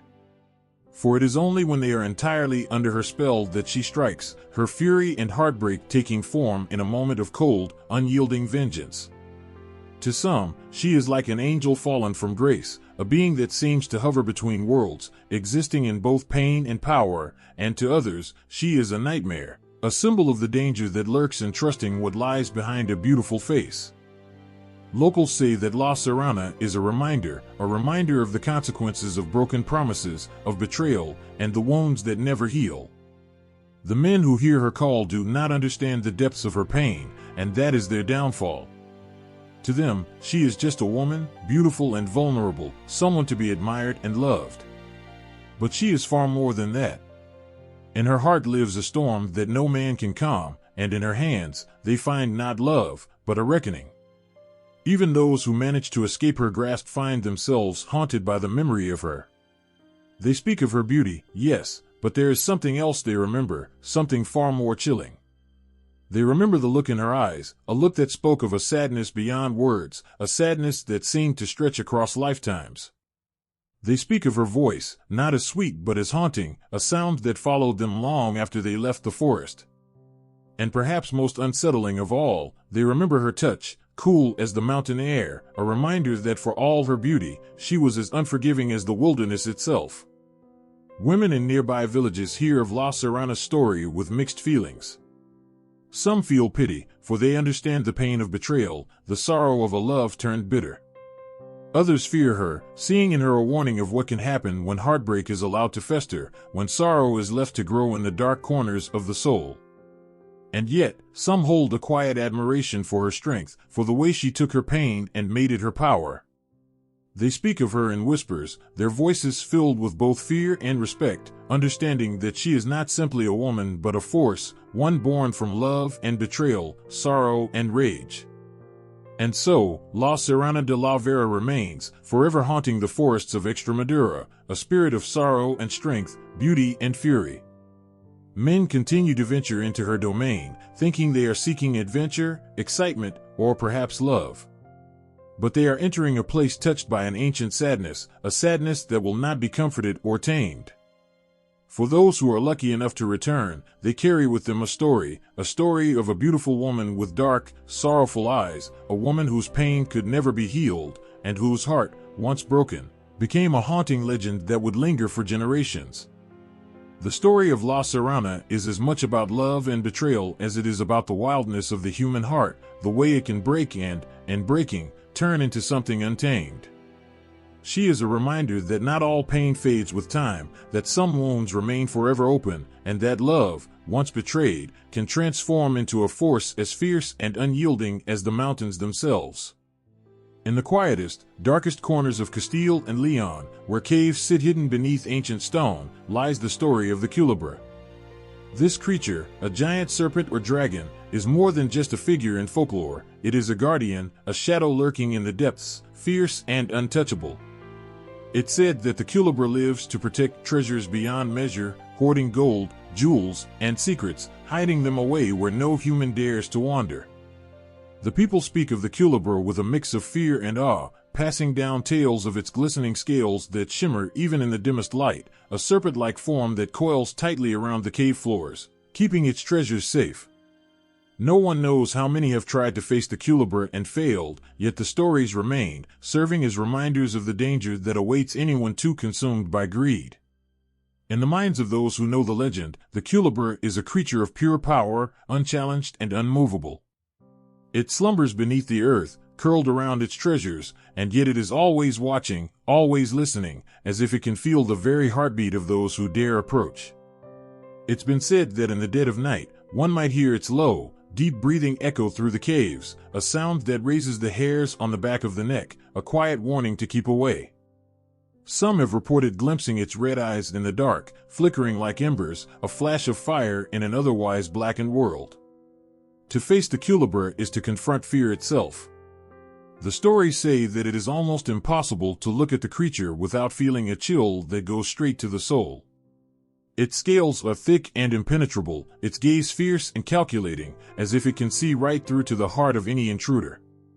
It waits patiently, watching for any movement, guarding not only its treasures but the very ground it calls home.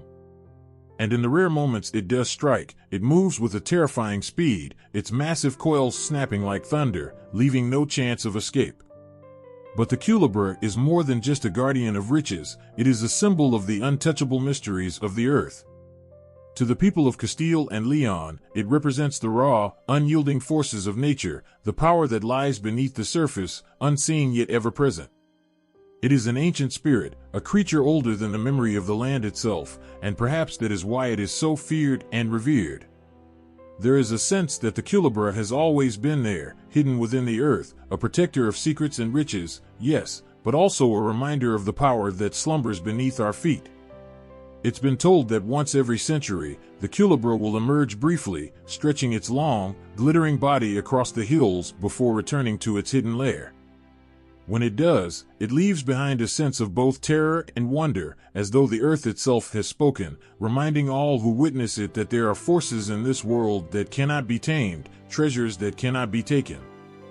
Those who have been lucky, or perhaps unlucky, enough to see it describe its form as both beautiful and terrifying, a creature of fire and shadow, as if the night itself has come alive.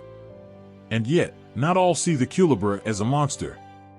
For some, it is a symbol of the treasures of the earth, a guardian of what lies deep within the land, untouchable by human hands.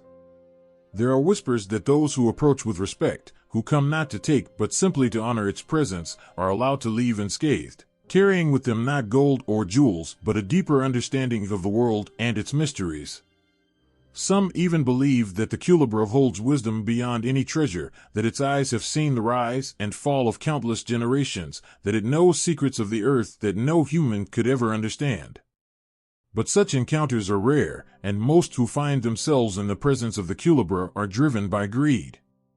They come seeking wealth, lured by tales of glittering riches hidden deep within the caves. And to these souls, the Cuélebre is merciless.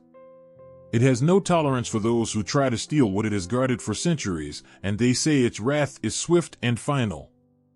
Some have claimed to hear the cries of those who tried and failed, their voices echoing through the caves as a warning to all who might come after. The Cuélebre's legend is a reminder that some things are meant to remain hidden, that there are forces beyond human reach, and that greed will always have a price. For those who truly listen, the story of the Cuélebre is more than just a tale of a dragon guarding treasure. It is a story of the land itself, of the ancient power that rests within it, silent and watchful.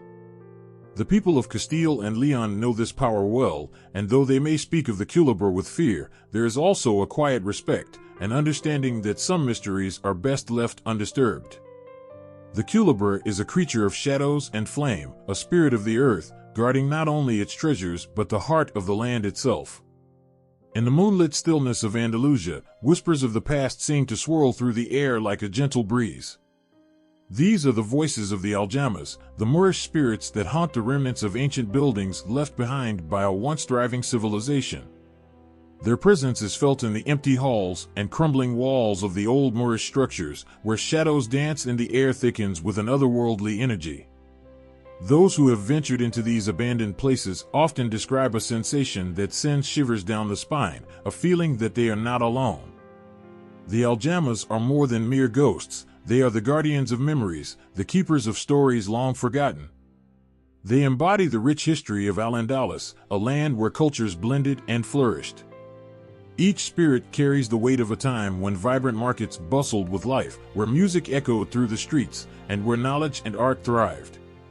To see an Aljama is to glimpse the soul of a place that once brimmed with energy and spirit, a reminder of the beauty that can arise from diversity and coexistence.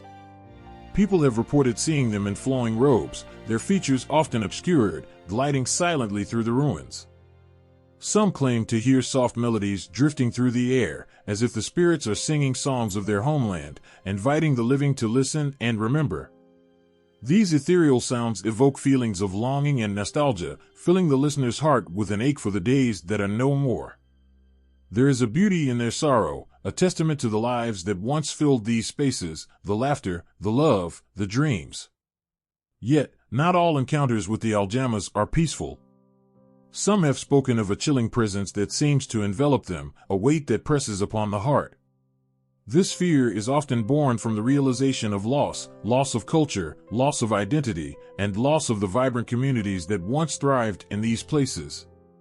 Those who linger too long may feel an urgent need to leave, as if the spirits themselves are urging them to step back, to acknowledge the depth of what was lost. It's a haunting reminder that while the beauty of the past can be inspiring, it can also evoke a deep sense of mourning for what can never return. The abandoned buildings where the Aljamas dwell are not merely ruins, they are sacred spaces, charged with the energy of centuries. As the sun sets and shadows lengthen, the atmosphere transforms, allowing the spirits to rise from their slumber. Some say that the Aljamas protect these sites, ensuring that their stories are not forgotten. They watch over the walls that once sheltered laughter and love, where families gathered and celebrated life. The spirits become intertwined with the very essence of these places, binding them to their history and holding the memory of those who walked these paths. Local lore tells of nights when the moon hangs high in the sky, casting a silvery glow over the ancient stones. It is said that on such nights, if one listens closely, the voices of the Aljamas can be heard, recounting tales of their lives, their struggles, and their joys. The stories weave together a tapestry of human experience, a rich fabric of shared existence that transcends time. The aljamas are reminders that history is not just about dates and events, it is about the people who lived, loved, and dreamed within these walls. There is a deep sense of connection that comes from understanding the aljamas. They invite us to reflect on our own lives, our own histories, and the stories that have shaped us. They ask us to honor the past while recognizing the importance of the present. In their gentle haunting, they encourage us to listen, to feel, and to remember. Each encounter with these spirits is a lesson, a chance to acknowledge the lives that came before us and the legacy they left behind.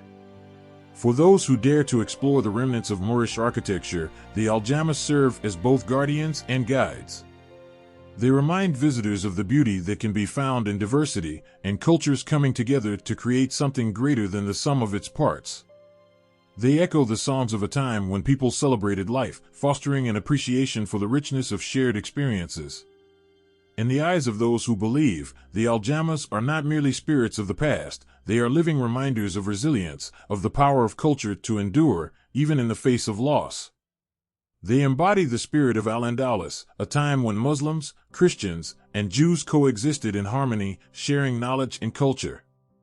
To honor the aljamas is to honor this history, to recognize the strength found in unity and the beauty that arises from acceptance. As dawn breaks and the first light of day chases away the shadows, the aljamas fade back into their silence, leaving behind a lingering sense of wonder. Those who have felt their presence often carry a piece of that experience with them, a touch of the past that enriches their understanding of the world. The stories of the aljamas live on, shared around fires and whispered through generations, ensuring that their legacy remains alive in the hearts of those who seek to remember. They are not just ghosts, they are threads woven into the fabric of history, guiding us through the tapestry of life, encouraging us to cherish every moment, and reminding us that our stories are forever intertwined with those who came before us. In the heart of Andalusia, under the shadow of the Sierra Nevada, tales of Marta Corcobedo weave through the night air like the scent of wild jasmine. She is more than just a name, she is a presence, a whisper of magic and mystery that dances through the stories passed down through generations. With every telling, the legend of this witch grows, becoming a living thread in the fabric of the region's folklore, drawing the curious and the brave to her shadowy world. Marta Corcobedo is described as a woman of striking beauty, with hair that flows like dark silk and eyes that glimmer with the secrets of the universe. Yet, her allure is not just in her appearance, it lies in the power she wields, a power that both fascinates and frightens. Tales say that she walks the narrow paths between the ordinary and the extraordinary, slipping in and out of the realms of the seen and unseen. Those who have encountered her often speak of a chill that runs down their spine, a reminder that magic is never far away. In the quiet of the night, villagers say they can hear the soft incantations of Marta's spells rising like mist from the ground. The air becomes charged with energy, and shadows flicker as if in response to her ancient words. It is said that she can summon the rain to bless parched fields or call forth the wind to carry her messages to distant lands. But her gifts are a double-edged sword. Those who seek her help must tread carefully, for her magic comes with a price. There are whispers of villagers who approached her in desperation, only to find themselves tangled in webs of enchantment they did not fully understand. Marta is known for her deep connection to nature. The mountains and rivers, the trees and stars, all are her allies in the work she does. She gathers herbs under the pale light of the moon, each plant holding its own power. With deft hands, she crafts potions that can heal or harm, depending on the intentions of the heart that wields them. People come to her for love potions, hoping to capture the heart of another, but they soon learn that true love cannot be forced. Her spells echo a truth that resonates through time: magic is as much about the heart as it is about the hands. However, there is darkness that accompanies her light. Tales speak of those who have crossed her, who have wronged her in some way. A jealous neighbor might find their crops wilting, or a deceitful lover may experience a love turned sour. The retribution of Marta Corcobedo is swift and often unexpected. Villagers have been known to gather by their fires, sharing hushed stories of how a careless word or a fleeting glance could provoke the witch's wrath. The fear is palpable, yet it is mixed with a grudging respect for her abilities and the wisdom she embodies. Some say that Marta Corcobedo can see into the souls of those who approach her. When a person stands before her, they feel as if their very essence is laid bare. This connection creates a bond that is both frightening and exhilarating. There are stories of men who have fallen at her feet, confessing their deepest fears and desires, only to find that she is not swayed by flattery or desperation. Instead, she listens, weighing their intentions against her own moral compass. The encounters often leave the seekers changed, with hearts laid open and truths revealed. The legacy of Marta Corcobedo transcends mere tales. She represents the strength of women in a world that often seeks to silence them. Her story echoes the struggles and triumphs of those who wield power, whether through magic or wisdom. In her, many find a figure of empowerment, a symbol of the indomitable spirit that lives within every woman who dares to challenge the norms of her society. Marta's legend serves as a reminder that magic can be found in both the light and the dark, and that true strength often lies in embracing both sides. On moonlit nights, when the stars twinkle like scattered diamonds across the sky, it is said that Marta Corcobedo roams the mountains, her presence felt by those who are attuned to the world around them. She walks with the shadows, her laughter ringing like distant chimes, and in her wake, flowers bloom in vibrant colors, a testament to her connection with the earth. Those lucky enough to catch a glimpse of her speak of an overwhelming sense of peace, as if the burdens of the world have been momentarily lifted. Yet, there is always the question of her true nature. Is she a benevolent force, or is there a darker side to her magic? The answer may vary depending on who you ask. Some villagers regard her as a protector of the land, someone who keeps balance in a world that often tips toward chaos. Others see her as a figure to be feared, a reminder that power can corrupt and that one must be careful in the pursuit of desire. This duality is what makes her legend so compelling, a constant dance between light and shadow, love and fear. The story of Marta Corcobedo serves as a bridge between the mundane and the magical.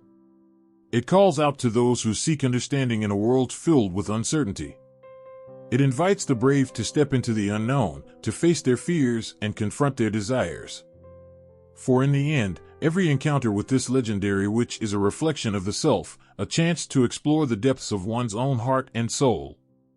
As her tale continues to weave through the tapestry of Andalusian folklore, the spirit of Marta Corcobedo remains alive, captivating hearts and igniting imaginations. In every whispered story and every flicker of candlelight, she beckons us to remember that magic is not simply a force to wield, but a journey to be embraced. Her legacy invites us to explore the mysteries of our own lives, to seek the beauty in the shadows, and to find strength in the stories we tell.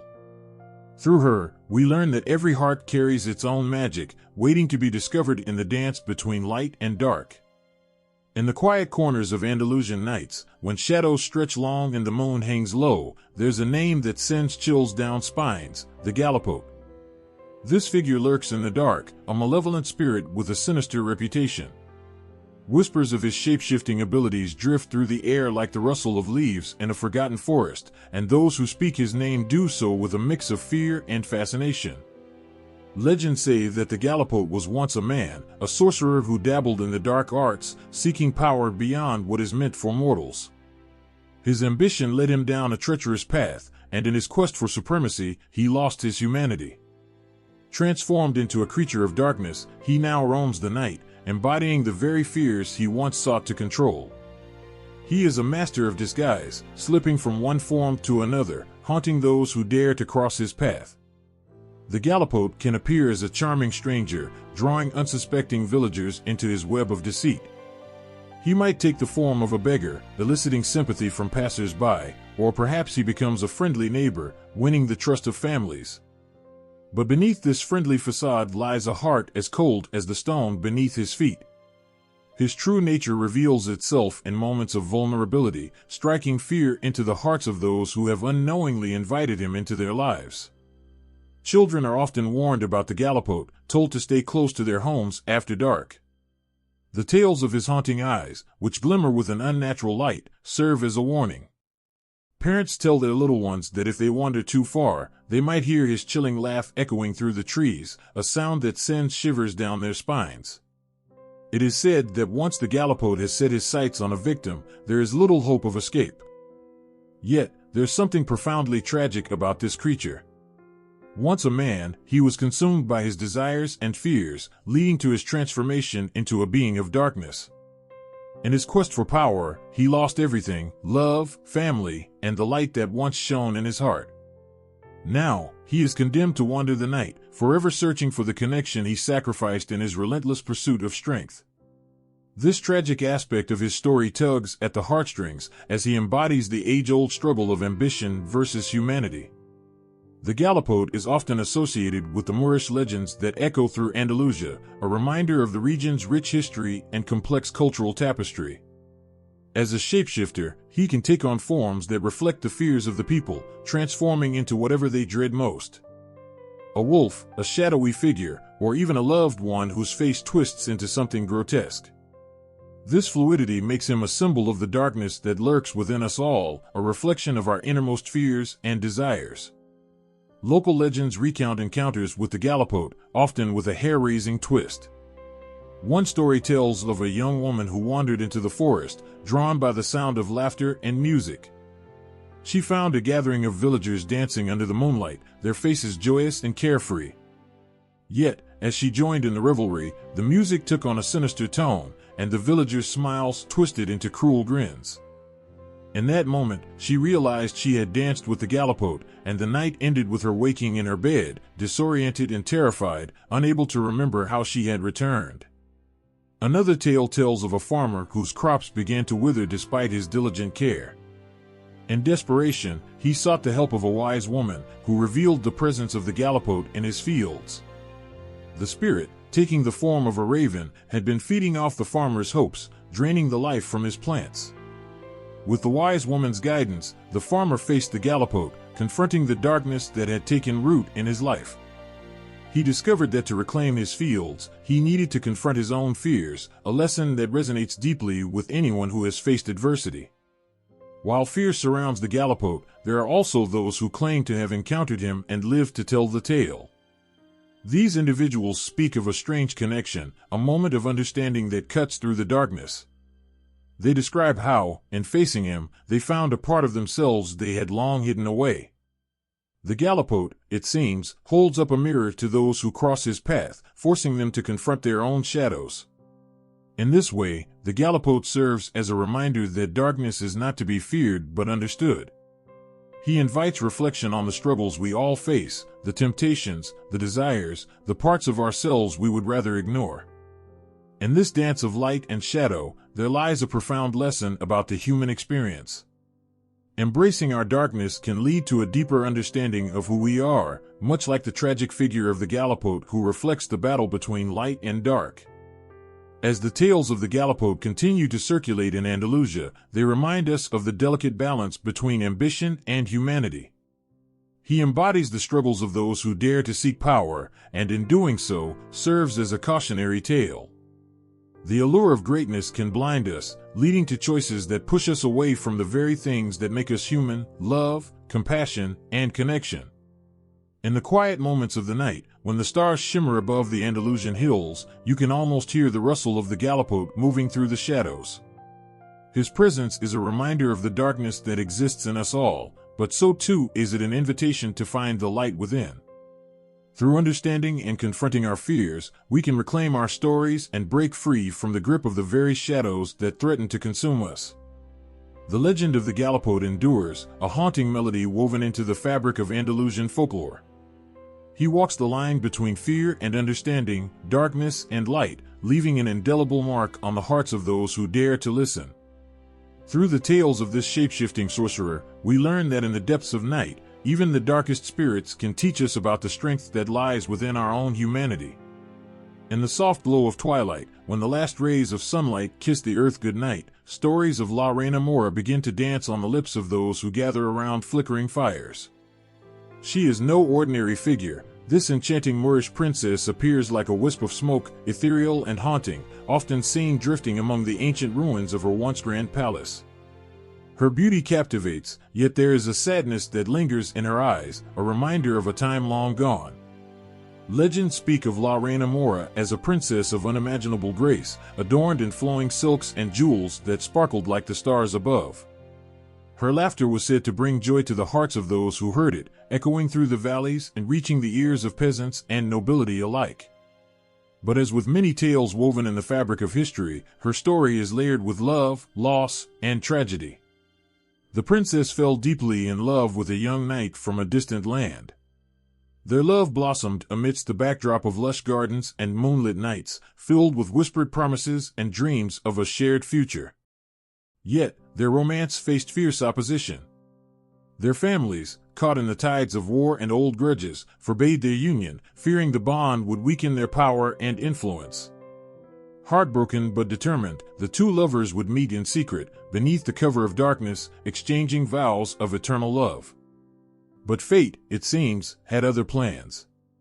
One fateful night, as they prepared to flee together, their families discovered their secret. In a desperate bid to protect their honor, the knight was captured, and the princess was left alone, her heart shattered. It was said that La Reina Mora cried for days, her tears falling like rain on the dry earth, until her spirit could bear the weight of her grief no longer. In that moment, she became a ghost, wandering the ruins of her castle, forever searching for her lost love. Even now, in the stillness of the night, her silhouette can be seen gliding among the crumbling stones, a haunting reminder of a love that defied all odds. The ruins that were once filled with laughter and light now echo with the whispers of her sorrow. Travelers and locals alike often claim to catch a glimpse of her ghostly figure, a swirl of mist and light that beckons them closer, urging them to listen to her tale. Those brave enough to approach the ruins speak of a feeling that washes over them, a chill that runs down their spine, and a sense of longing that fills the air. It is as if La Reina Mora's spirit clings to the very stones, breathing life into the desolation. Some say that if you stand quietly, with an open heart, you can hear her weeping softly in the wind, a sound so mournful that it pierces the soul. But La Reina Mora is not just a ghost of sadness, she is also a symbol of hope. Legend has it that those who visit her ruins with pure intentions and a longing for love may find hidden treasures buried beneath the ground. It is said that she guards these treasures, her spirit protecting them until a worthy soul arrives. Many have come seeking gold and jewels, but they leave with stories of love, loss, and redemption instead. The true treasure lies not in material wealth, but in the lessons learned from the princess's tale. People come from far and wide to experience the magic of her presence. They arrive at dusk, hearts filled with curiosity and reverence. As they walk through the ruins, they are enveloped by a sense of peace, as if the air is charged with something beyond the ordinary. Some leave tokens of love, flowers, letters, or small trinkets, hoping to honor La Reina Mora and the love she lost. It is a way to connect with her, to show that love, in all its forms, endures. Yet, for those who seek to exploit her story, there is a warning. La Reina Mora's spirit does not take kindly to those with ill intentions. Stories abound of those who tried to disturb her resting place for riches and were met with misfortune. Their greed was met with a fierce response, as her ghostly figure would appear, her eyes filled with a sorrowful fury.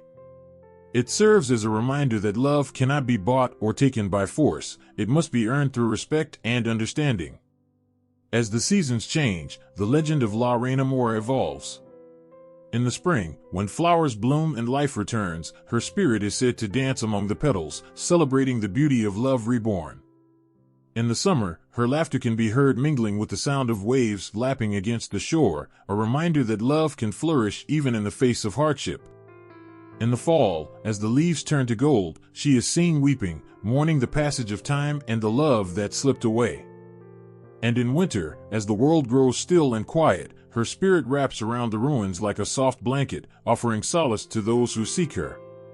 Her story resonates with many.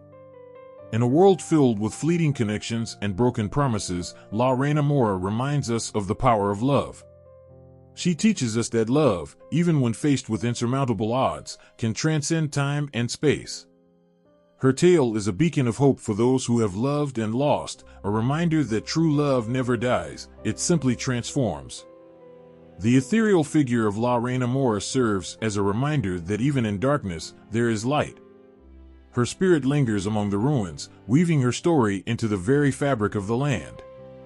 She captures hearts, igniting a spark of romance and longing, while also teaching valuable lessons about love and sacrifice. As night falls and the stars begin to twinkle in the vast Andalusian sky, the ruins whisper her name. They invite those who dare to listen, those willing to feel the weight of her sorrow and the warmth of her love. The legend of La Reina Mora continues to thrive, a beautiful tale of enchantment and tragedy that echoes through the ages, forever capturing the hearts of all who encounter her ghostly presence. In the swirling waters of the Strait of Gibraltar, where the Mediterranean meets the Atlantic, there lurks a creature that sends shivers down the spine of those who dare to venture too close. The Page Nicolau, a legendary sea monster, haunts these waters, embodying both danger and mystery. Tales of this fearsome beast ripple through the air like a chilling breeze, whispered among fishermen, sailors, and anyone who has gazed into the depths of the sea. The Page Nicolau is said to be a colossal creature, its body long and serpentine, gliding through the ocean with an eerie grace. Some describe its scales as shimmering like silver in the sunlight, while others claim they are dark and shadowy, blending perfectly with the swirling waters. The eyes of this beast are said to be large and haunting, capable of seeing into the souls of those who gaze upon it, sparking a mixture of fear and fascination. Those who have encountered it often speak of a sensation that grips their hearts, a primal fear that awakens the deepest instincts of survival. Legends tell of sailors who ventured into these treacherous waters, eager for the bounty of fish and the thrill of the catch. Many returned with tales of the Page Nicolau, their voices trembling as they recounted the creature's monstrous size and the sudden, powerful splashes that sent waves crashing against their boats. The stories warn of the monster's fierce appetite, of fishermen who disappeared without a trace, swallowed whole by the depths, leaving behind only their empty nets and the echo of their laughter. But the Page Nicolau is not merely a beast of destruction, it is also a guardian of the sea, a symbol of the untamed forces of nature. The waters it calls home are rich with life, teeming with fish and sea creatures that flourish beneath the waves. Sailors often view the creature as both a protector and a predator, a reminder of the delicate balance between man and nature. Those who respect the ocean's power and approach it with reverence may find themselves blessed with bountiful catches, while those who show disrespect may be met with storms and dangers that lie just beneath the surface. The mystery of the Page Nicolau goes beyond its fearsome appearance. There are stories of those who have witnessed its magnificence in a different light. Some claim that the creature can be seen on calm nights when the moonlight dances on the water, revealing a shimmering silhouette that glides effortlessly beneath the waves. In these moments, it is not a monster but a majestic being, a reminder of the beauty and wonder that exists within the unknown. But the allure of the Page Nicolau comes with a price. Many fishermen have learned the hard way that the creature demands respect. Tales abound of brave souls who attempted to catch the elusive fish, only to be met with swift retribution. Their nets would come back empty, their lines snapped as if by some unseen force. The stories speak of storms that rolled in without warning, tossing boats like toys and leaving sailors to fight for their lives against the fury of the ocean. Those who disrespect the Page Nicolau, it seems, find themselves at the mercy of the very waters they sought to conquer. In the small coastal towns that hug the shores of the Strait of Gibraltar, the legend of the Page Nicolau has woven itself into the fabric of life. Children listen wide-eyed as their grandparents share stories of the beast, warning them to never stray too far from shore. Fishermen carry charms and talismans, believing that a little magic can keep them safe from the monster's gaze. Festivals are held in its honor, celebrating the beauty and danger of the sea, reminding everyone that life is intertwined with the mysteries that lurk beneath the waves. For many, the Page Nicolau represents more than just a creature of folklore, it embodies the fears and dreams of those who make their living from the sea. The vastness of the ocean can be both a friend and a foe, a source of nourishment and a harbinger of destruction. Each wave that crashes against the shore carries with it a reminder of nature's power, urging all who listen to tread carefully. Yet, in the heart of every sailor, there lies an undeniable connection to the Page Nicolau. It is a bond forged by respect, fear, and awe. Each time they set sail, they carry the spirit of the creature with them, an ever-present reminder of the thin line between adventure and peril. The tales of the sea monster linger in the air, a haunting melody that resonates with those who hear it, a call to embrace the unknown while recognizing the risks that come with it. The ocean is full of wonders, and the Mythical is one of its most captivating mysteries. It is a reminder that the world is not just made up of what can be seen and understood. Sometimes, it is the things we cannot see that hold the most power. The Mythical is a guardian of secrets, a keeper of stories that remind us of the beauty of the unknown. As the sun sets over the Strait of Gibraltar, casting a golden hue over the waters, fishermen pull in their nets, and families gather on the shore, sharing laughter and stories. They look out at the horizon, and in the depths of their hearts, they carry the tale of the Mythical, a tale that speaks of bravery, respect, and the bond between humanity and the mysteries of the sea. The legend lives on, breathing life into the very waters that connect continents, reminding all who venture forth that in the heart of every wave lies a story waiting to be told. On the sun-kissed shores of Spain, where the waves crash and the sea breeze carries whispers of ancient tales, there exists a legend that sends shivers down the spine. The sirenas, or Spanish mermaids, are enchanting and beautiful beings that capture the hearts of those who glimpse them. But beneath their alluring beauty lies a danger that can ensnare even the bravest of souls. These mermaids are not merely creatures of myth, they are powerful, enchanting forces that weave their magic through the hearts of sailors and fishermen, promising both love and doom. The sirenas are often described as stunningly beautiful, their long hair flowing like seaweed in the water, glistening under the sun like jewels. Their voices, melodic and haunting, have the power to draw men closer, weaving a spell that few can resist. Fishermen who hear the sirenas' songs often find themselves entranced, forgetting their duties and dreams of home. Instead, they are lured into the depths of the sea, enchanted by the mermaid's ethereal beauty and the promise of an otherworldly romance. Yet, this beauty comes at a cost. The songs of the sirenas are as treacherous as they are beautiful. They echo across the waves, calling to sailors with promises of love and adventure. Those who heed their call may find themselves lost in a haze of longing, chasing the sound until they reach the rocky cliffs or treacherous reefs that lie just beneath the surface. Many sailors have met their fate in the embrace of the sirenas, their boats capsized and their dreams swallowed by the depths. In the small coastal villages, stories of the sirenas are passed down from generation to generation. Mothers tell their children of the enchanting mermaids, cautioning them to beware of their songs. The village fishermen, too, share tales of those who fell under the spell of the sirenas, disappearing without a trace. Each story carries a warning: beauty can hide darkness, and not everything that sparkles in the sun is meant to be chased. Despite the fear they inspire, there is a certain allure to the sirenas. The idea of love with a creature so beautiful and otherworldly is a dream that dances on the edge of reality. Many villagers speak of those who claim to have seen the sirenas, recounting how the mermaids would emerge from the water, shimmering like stars, their laughter mingling with the sound of the waves. These moments are etched into the hearts of those who witness them, filling their dreams with visions of love that transcend the ordinary. Yet, behind every enchanting tale is a shadow. The sirenas have their own stories of heartache and loss. Some legends speak of mermaids who once loved human men, only to be betrayed or abandoned. Their sorrow fuels their enchantment, turning their longing for love into a weapon that ensnares the hearts of those who come too close. In their desire for companionship, they become dangerous, reflecting the pain of their own lost loves and broken dreams. The songs of the sirenas, while beautiful, are also filled with sadness. Fishermen have reported hearing notes of longing and despair woven into their melodies.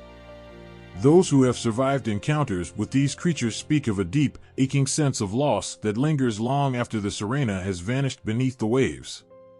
It is as if the mermaids carry the weight of their own heartbreak, echoing it into the souls of those they enchant. As the sun sets over the horizon, casting a warm glow on the water, the tales of the sirenas resonate through the air. Children sit around fires, listening to their elders recount stories of both wonder and warning. The laughter and gasps of the audience fill the night, mixing with the soft sounds of the waves, as everyone feels the pull of the Serena's songs. The fear and excitement intertwine, creating a tapestry of emotions that binds the community together. In the quiet moments of twilight, when the stars begin to twinkle above, the lure of the Serenas can be felt in the air. Young lovers, dreaming of adventure and romance, often find themselves drawn to the shore, imagining the beauty that lies just beneath the surface. They sing to the sea, hoping to catch a glimpse of the mystical creatures that have captured their imaginations. But even as they dream, they remember the warnings. The beauty of the Serenas is a double-edged sword. The legend of the Serenas serves as a reminder that beauty and danger often coexist. The sea can be both a source of nourishment and a force of destruction. While the Serenas promise love and adventure, they also hold the power to bring loss and despair. Each tale adds another layer to the mythology, weaving a rich tapestry of emotions that connects the villagers to their past and to each other. As night falls and the moon rises, the ocean reflects its silvery light, shimmering like the scales of the Serenas. The whispers of the past linger in the salty air, reminding all who hear them of the delicate balance between love and danger. The siren song continues to echo, calling to those who dare to dream of the unknown, reminding them to tread carefully along the shoreline of life. In every village, the story of the Serenas lives on, a beautiful and haunting reminder of the mysteries that lie just beneath the surface. The legends inspire both fear and admiration, creating a bond that ties generations together. The enchanting mermaids are both a warning and a hope, urging all to listen carefully to the songs of the sea, for they may lead to love, adventure, or a fate best left uncharted. In the quiet town of Leerganes, nestled among the green hills of Cantabria, a tale stirs in the whispers of the river and the rustle of the trees. This is the story of El Hombre Pez, the fishman, a figure that dances between the realms of tragedy and miracle. The waters around this town hold secrets, and among them is a man transformed into something both extraordinary and haunting. El Hombre Pez was once a human, a young man full of life and dreams. His laughter would echo in the narrow streets, and his spirit was as wild and free as the rivers that flowed nearby. But life is unpredictable, and the story of this young man took a turn that no one could have foreseen. One fateful day, he ventured into the depths of the river, and when he emerged, everything had changed. The transformation was not just physical, it seeped deep into his soul. He became a creature of the water, a fishman who forever haunted the shimmering surface. The townsfolk spoke in hushed tones about the day he disappeared.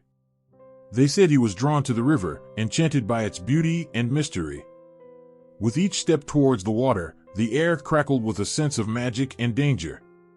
The river, like a siren, called to him, its whispers wrapping around him like a gentle embrace. But when he plunged beneath the surface, he did not return as the same boy. Instead, he emerged as something new, something otherworldly. The townspeople could hardly believe their eyes when they caught glimpses of him swimming, his body glistening like the scales of a fish under the sunlight. Though many feared him, there were those who felt a deep sorrow for El Hombre Pez. He was no longer just a boy from the village, he was a tragic figure caught between two worlds. The villagers would see him in the moonlight, his silhouette gliding gracefully through the water. They felt his sadness, a longing that pulsed through the very currents of the river. He was a creature of both beauty and sorrow, reflecting the pain of lost love and dreams left unfulfilled. El Hombre Pez became a symbol of what happens when a soul is torn from its home. The river that had once brought him joy now held him captive in its depths.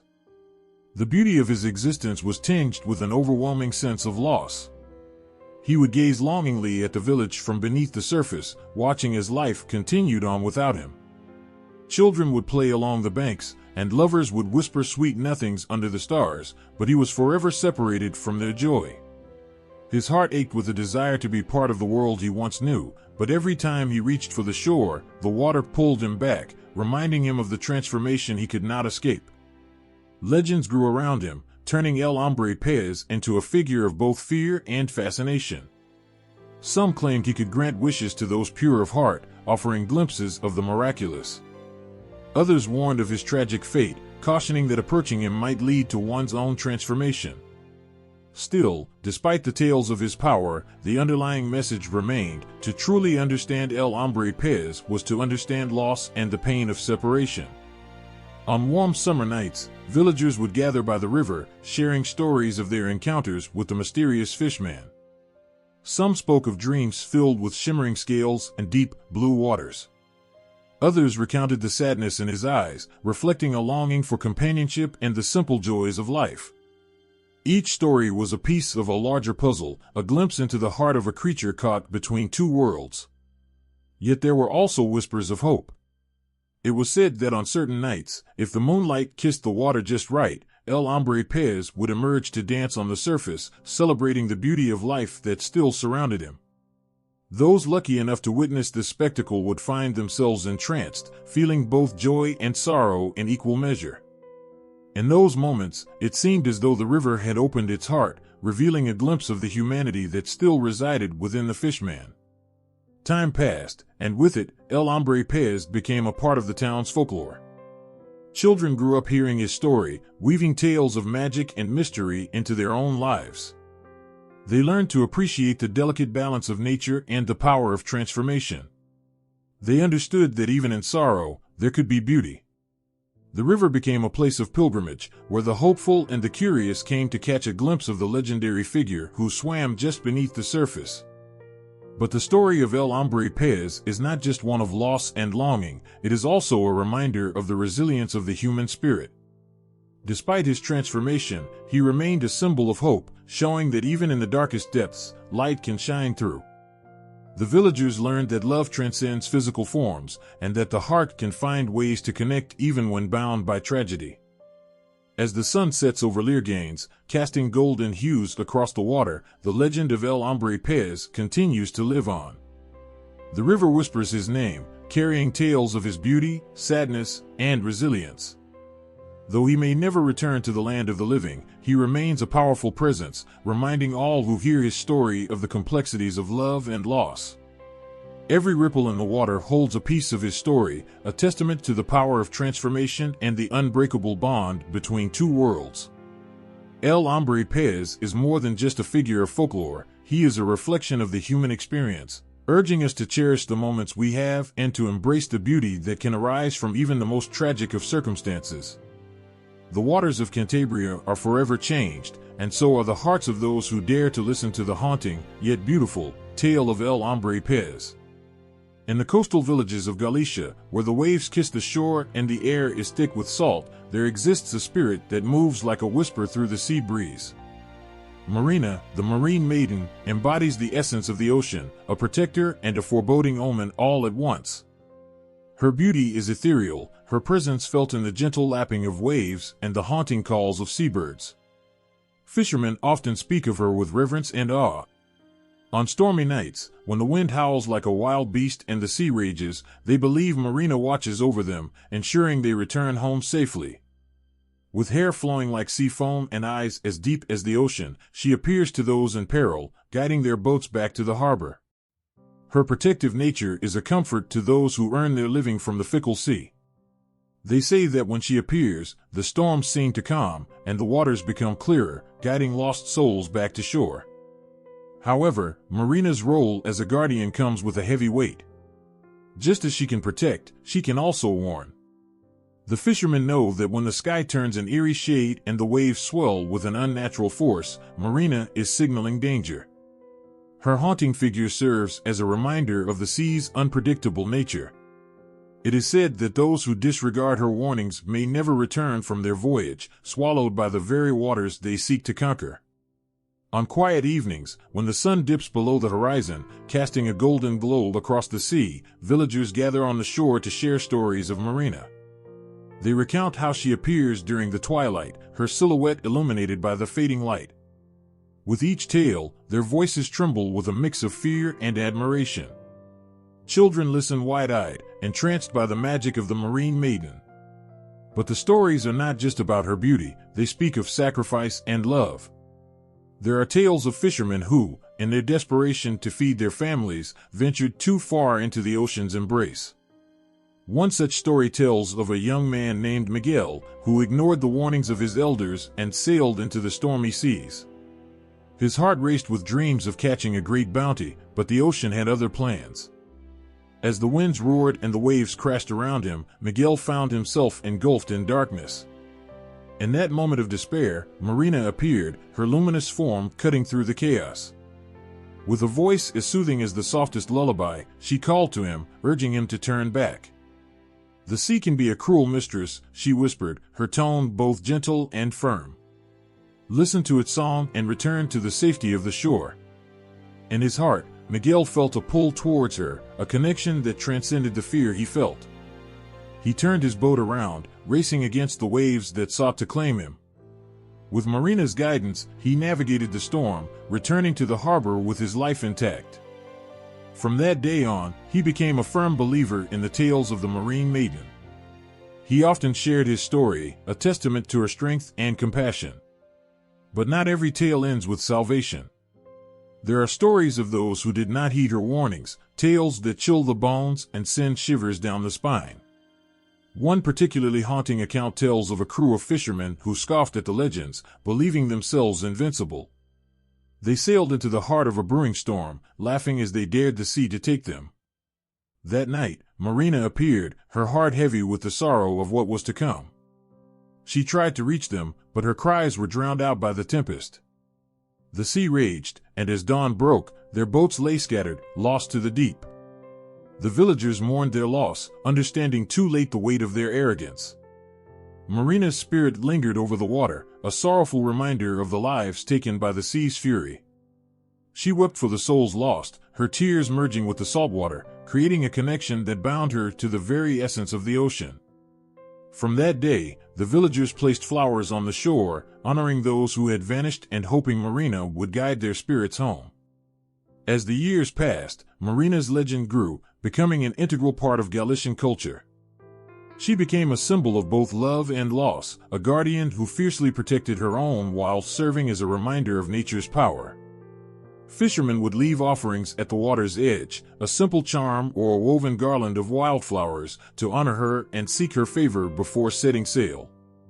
They believed that as long as they respected the sea and its spirit, they would be safe. In the quiet moments, when the sun sets and the world holds its breath, Marina dances along the shore, her laughter mingling with the sound of the waves. She is both a part of the ocean and a reflection of the hearts that dwell near it. Her essence can be felt in the gentle caress of the sea breeze, a reminder that the connection between humans and the ocean is a fragile one. Through her stories, the villagers learn to embrace the beauty of the sea while respecting its unpredictable nature. They gather together, sharing tales of courage, loss, and the wisdom of the Marine Maiden. Each story becomes a thread in the rich tapestry of their lives, weaving together hope and remembrance. Marina, the spirit of the sea, remains a constant presence, bridging the gap between life and the vast, mysterious waters. She protects those who honor her and teaches valuable lessons to those who may forget.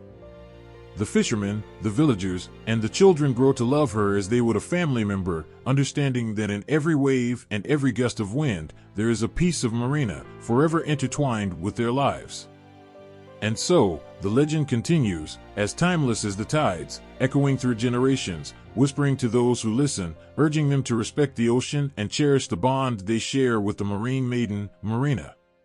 On a dark, winding road, where shadows stretch like fingers reaching out to grasp the unwary, a legend haunts the corners of every traveler's mind. La Chica de la Cova, the phantom hitchhiker, appears as a fleeting vision, a beautiful young woman with flowing hair and a gentle smile, waiting by the roadside. Her presence is as chilling as it is captivating, and her story has sent shivers down the spines of countless drivers.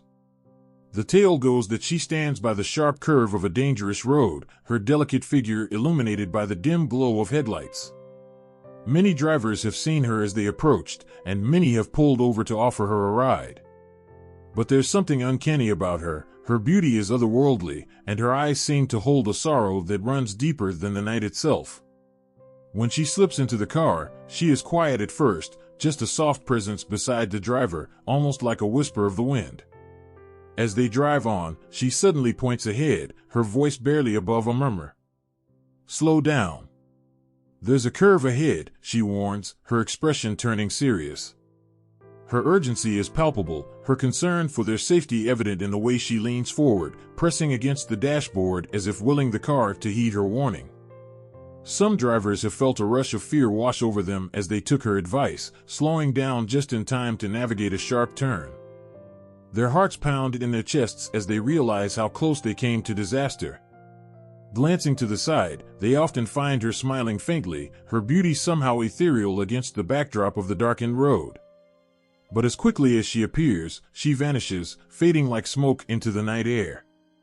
One moment, she is there, and the next, she is gone, leaving behind nothing but the chill of her presence and a haunting sense of loss. It's as if she was never truly there, but her warning lingers in the minds of those fortunate enough to have encountered her. They drive on, shaking yet grateful, aware that they've just brushed against the supernatural. For some, the experience is nothing more than an urban legend, a story to tell around a campfire or during a late-night drive. But for others, it's a chilling reminder of life's fragility.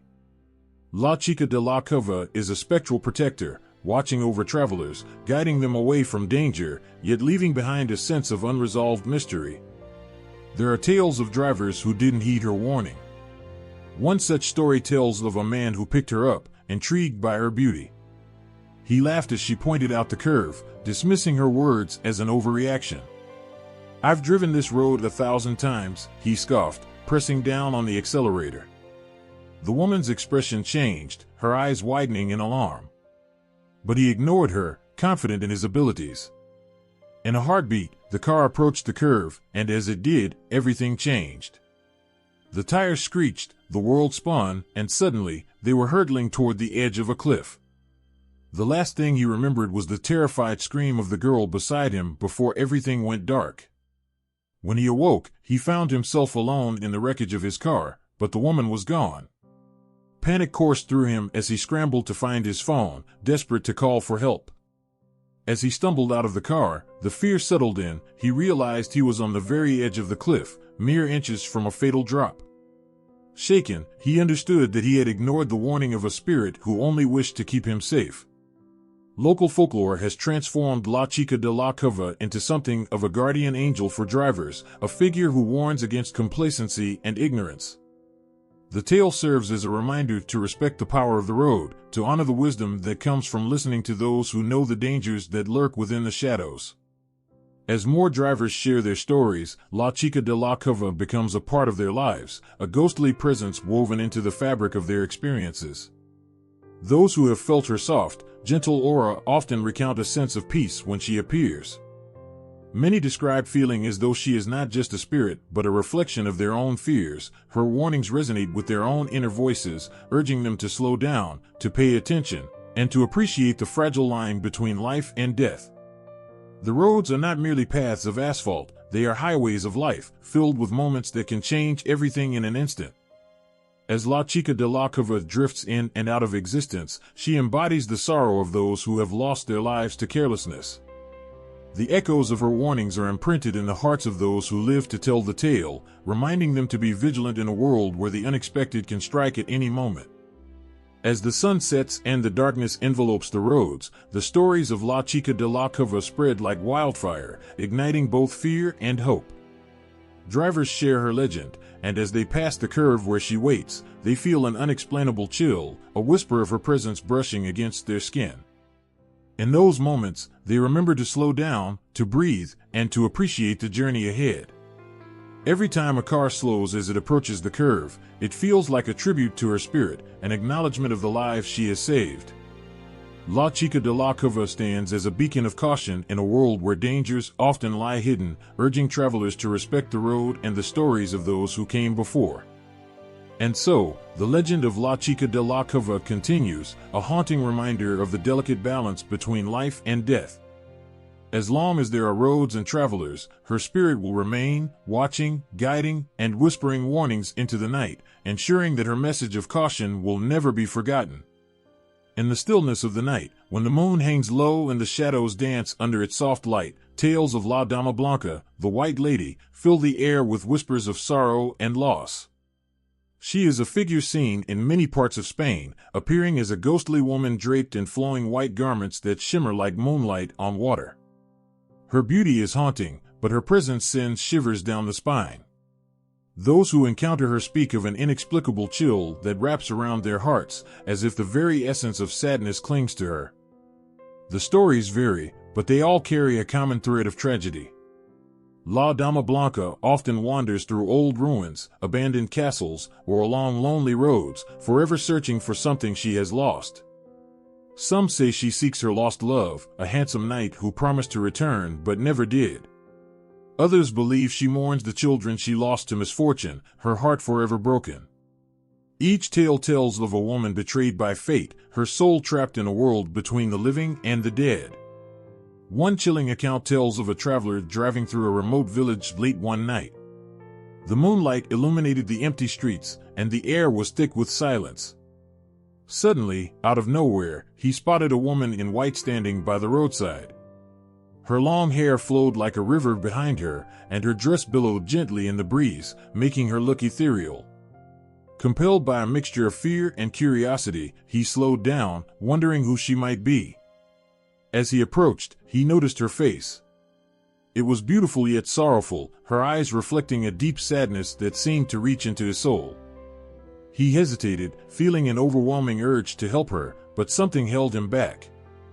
The woman lifted her hand, pointing down the road, and he could almost hear her whispering through the distance, urging him to turn around, to leave this place. Ignoring the instinctual warning, he pressed on. But just a few moments later, he found himself on a winding road that seemed to stretch endlessly into the darkness. The air grew heavier, and a thick fog enveloped his car. Panic rose within him as he realized he was lost, the familiar sights of the village slipping away behind him. With every turn, the sense of dread deepened. He felt her presence beside him, a comforting yet sorrowful weight. In his mind, he could hear her soft cries, echoing in the stillness. "Help me," she seemed to plead, and he felt the weight of her tragedy pressing on his heart. Just when he thought he might never escape, he turned one final corner, and there was the village, illuminated by the pale light of the moon. He slammed on the brakes, heart racing, and looked for the woman, but she had vanished. Yet, in that moment, he understood, La Dama Blanca was not just a ghost, she was a guardian of the lost, a spirit bound to the earth by grief.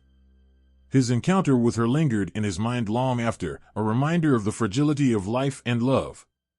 In another story, a young girl, curious and adventurous, wandered into a forest near an old castle rumored to be haunted by the White Lady. The trees loomed tall and dark, and the girl felt both excitement and fear. As she ventured deeper, she spotted a figure in white gliding gracefully among the trees. Entranced, she followed, drawn by an irresistible urge to understand the spirit's sorrow. La Dama Blanca turned to the girl, her eyes filled with a mix of hope and despair. In that moment, the girl felt a wave of emotions crashing over her, loss, longing, and a deep yearning for connection. "Why do you weep?" the girl asked, her voice barely a whisper. The spirit spoke softly, her words echoing in the silence. "I search for my love, lost in the chaos of time. I am bound to this place, forever waiting." The girl listened, her heart aching for the spirit's pain.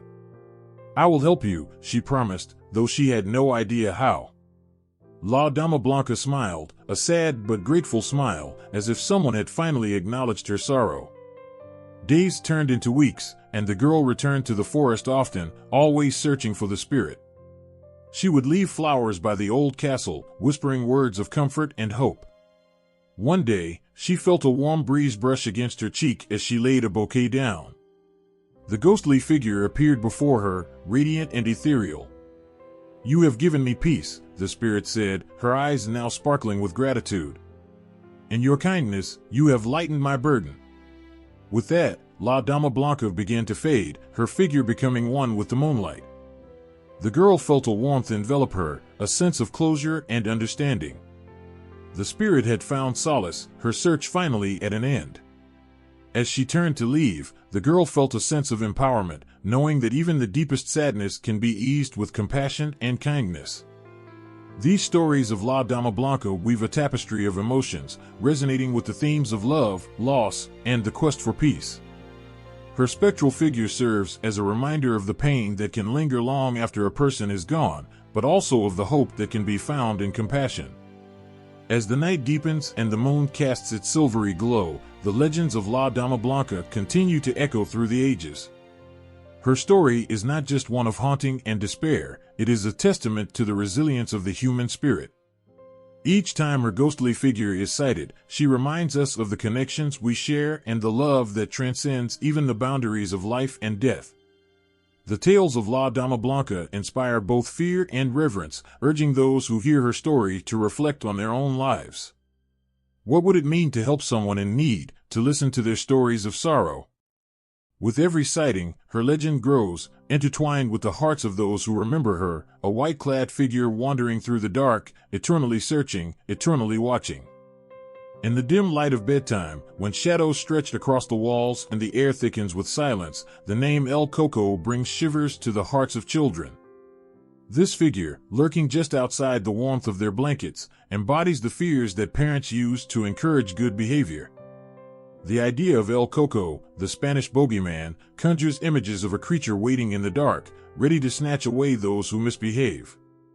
Each child has heard tales of this fearsome being, a reminder to mind their manners and stay close to home. Stories of El Coco vary from village to village, but they all share a common thread. He is a warning, a shadow of parental love wrapped in the guise of a monster. Children who refuse to go to bed, who ignore their parents, or who stray too far from the safety of home risk attracting his attention. His eerie presence fills the night with an uncomfortable dread, causing little hearts to race and eyes to widen in fear. Imagine a small boy named Miguel, who loved to play long after the sun set. He would laugh and run, oblivious to the soft calls of his mother beckoning him to come inside. One night, as he chased fireflies in the backyard, he felt a sudden chill in the air. The laughter of the crickets turned into a haunting silence. Miguel's heart began to race. He thought he heard something, a rustling sound just beyond the trees. "Don't worry," he told himself, "it's just my imagination." But deep down, he knew better. He remembered the stories his mother told him at bedtime. El Coco comes for children who don't listen, she would say, her voice low and serious. He'll take you away if you're not careful. That night, as the darkness enveloped him, he felt the weight of those words pressing against his chest. The shadows around him seemed to shift and sway, morphing into shapes that danced just beyond his sight. He froze, heart pounding, as the tales of El Coco played in his mind. The bogeyman could be lurking behind any tree, waiting for him to wander too far. Suddenly, a whispering breeze rustled through the leaves, carrying with it a sense of foreboding. Miguel turned, peering into the inky blackness. "Mama," he called out, his voice trembling. The world felt so vast and frightening, each moment stretching into eternity. He felt small and vulnerable, realizing how easy it would be for a creature like El Coco to reach out from the shadows and take him away. Stay close to home, he had been told many times, and now he understood the weight of that warning. It wasn't just a threat, it was a loving reminder of the safety found in family and the dangers that lurk in the unknown. With a sudden surge of courage, Miguel turned and dashed back towards the house. The familiar warmth of home welcomed him, and he leaped through the door, slamming it shut behind him. He could hear his mother in the kitchen, humming softly as she prepared dinner. Her voice wrapped around him like a comforting blanket, easing the fears that had gripped his heart. "Why are you so late?" she asked, glancing up with a smile. "Did you forget about El Coco?" Miguel's eyes widened as he remembered the fear that had chased him. "I heard something, Mama," he exclaimed, his voice trembling with the weight of the experience. "I thought El Coco would get me." His mother knelt down, pulling him into her embrace. "Oh, Mijo, you're safe now. El Coco is just a story to help you understand how important it is to listen. It teaches us to stay close to the ones we love." As Miguel melted into her warmth, he felt the fear dissolve, replaced by a sense of security. The tales of El Coco were not just about a monster, they were woven with lessons of love and caution. This creature embodied the deep-seated worries that parents have for their children, the desire to protect them from the dangers of the world. The next day, as the sun shone bright and warm, Miguel shared his story with his friends. He spoke of the fear he felt and how he learned to appreciate the safety of home. El Coco is not just a monster, he said, his voice filled with newfound confidence. He's a reminder to listen to our parents. His friends listened, wide-eyed, and suddenly the stories of El Coco transformed from tales of fear to stories of empowerment. They began to understand that the bogeyman was not just an enemy lurking in the shadows, but a symbol of the love that parents carry in their hearts. As the sun dipped below the horizon, painting the sky in shades of orange and pink, Miguel felt a surge of bravery. He no longer feared the stories, but embraced them. El Coco would always be a part of his childhood, but now he saw him as a guardian of sorts, a protector who whispered caution in the dark, urging children to cherish the warmth of family. That night, as Miguel climbed into bed, the shadows danced along the walls, but he felt at peace. His mother kissed him goodnight, and for the first time, he didn't feel afraid. The fear of El Coco faded into the background, replaced by the understanding that he was safe, cherished, and loved. El Coco would remain a figure in the tales shared across Spain, an enduring reminder of the complexities of childhood fears. He is not just a monster to be feared, but a representation of parental love, care, and the lessons learned in the safety of home. The stories will echo through generations, teaching children the importance of listening, understanding, and appreciating the bonds that protect them. In the quiet moments before sleep takes over, when shadows come alive and the night wraps around, El Coco transforms from a figure of fear into a symbol of love, reminding children everywhere that even in darkness, they are never truly alone.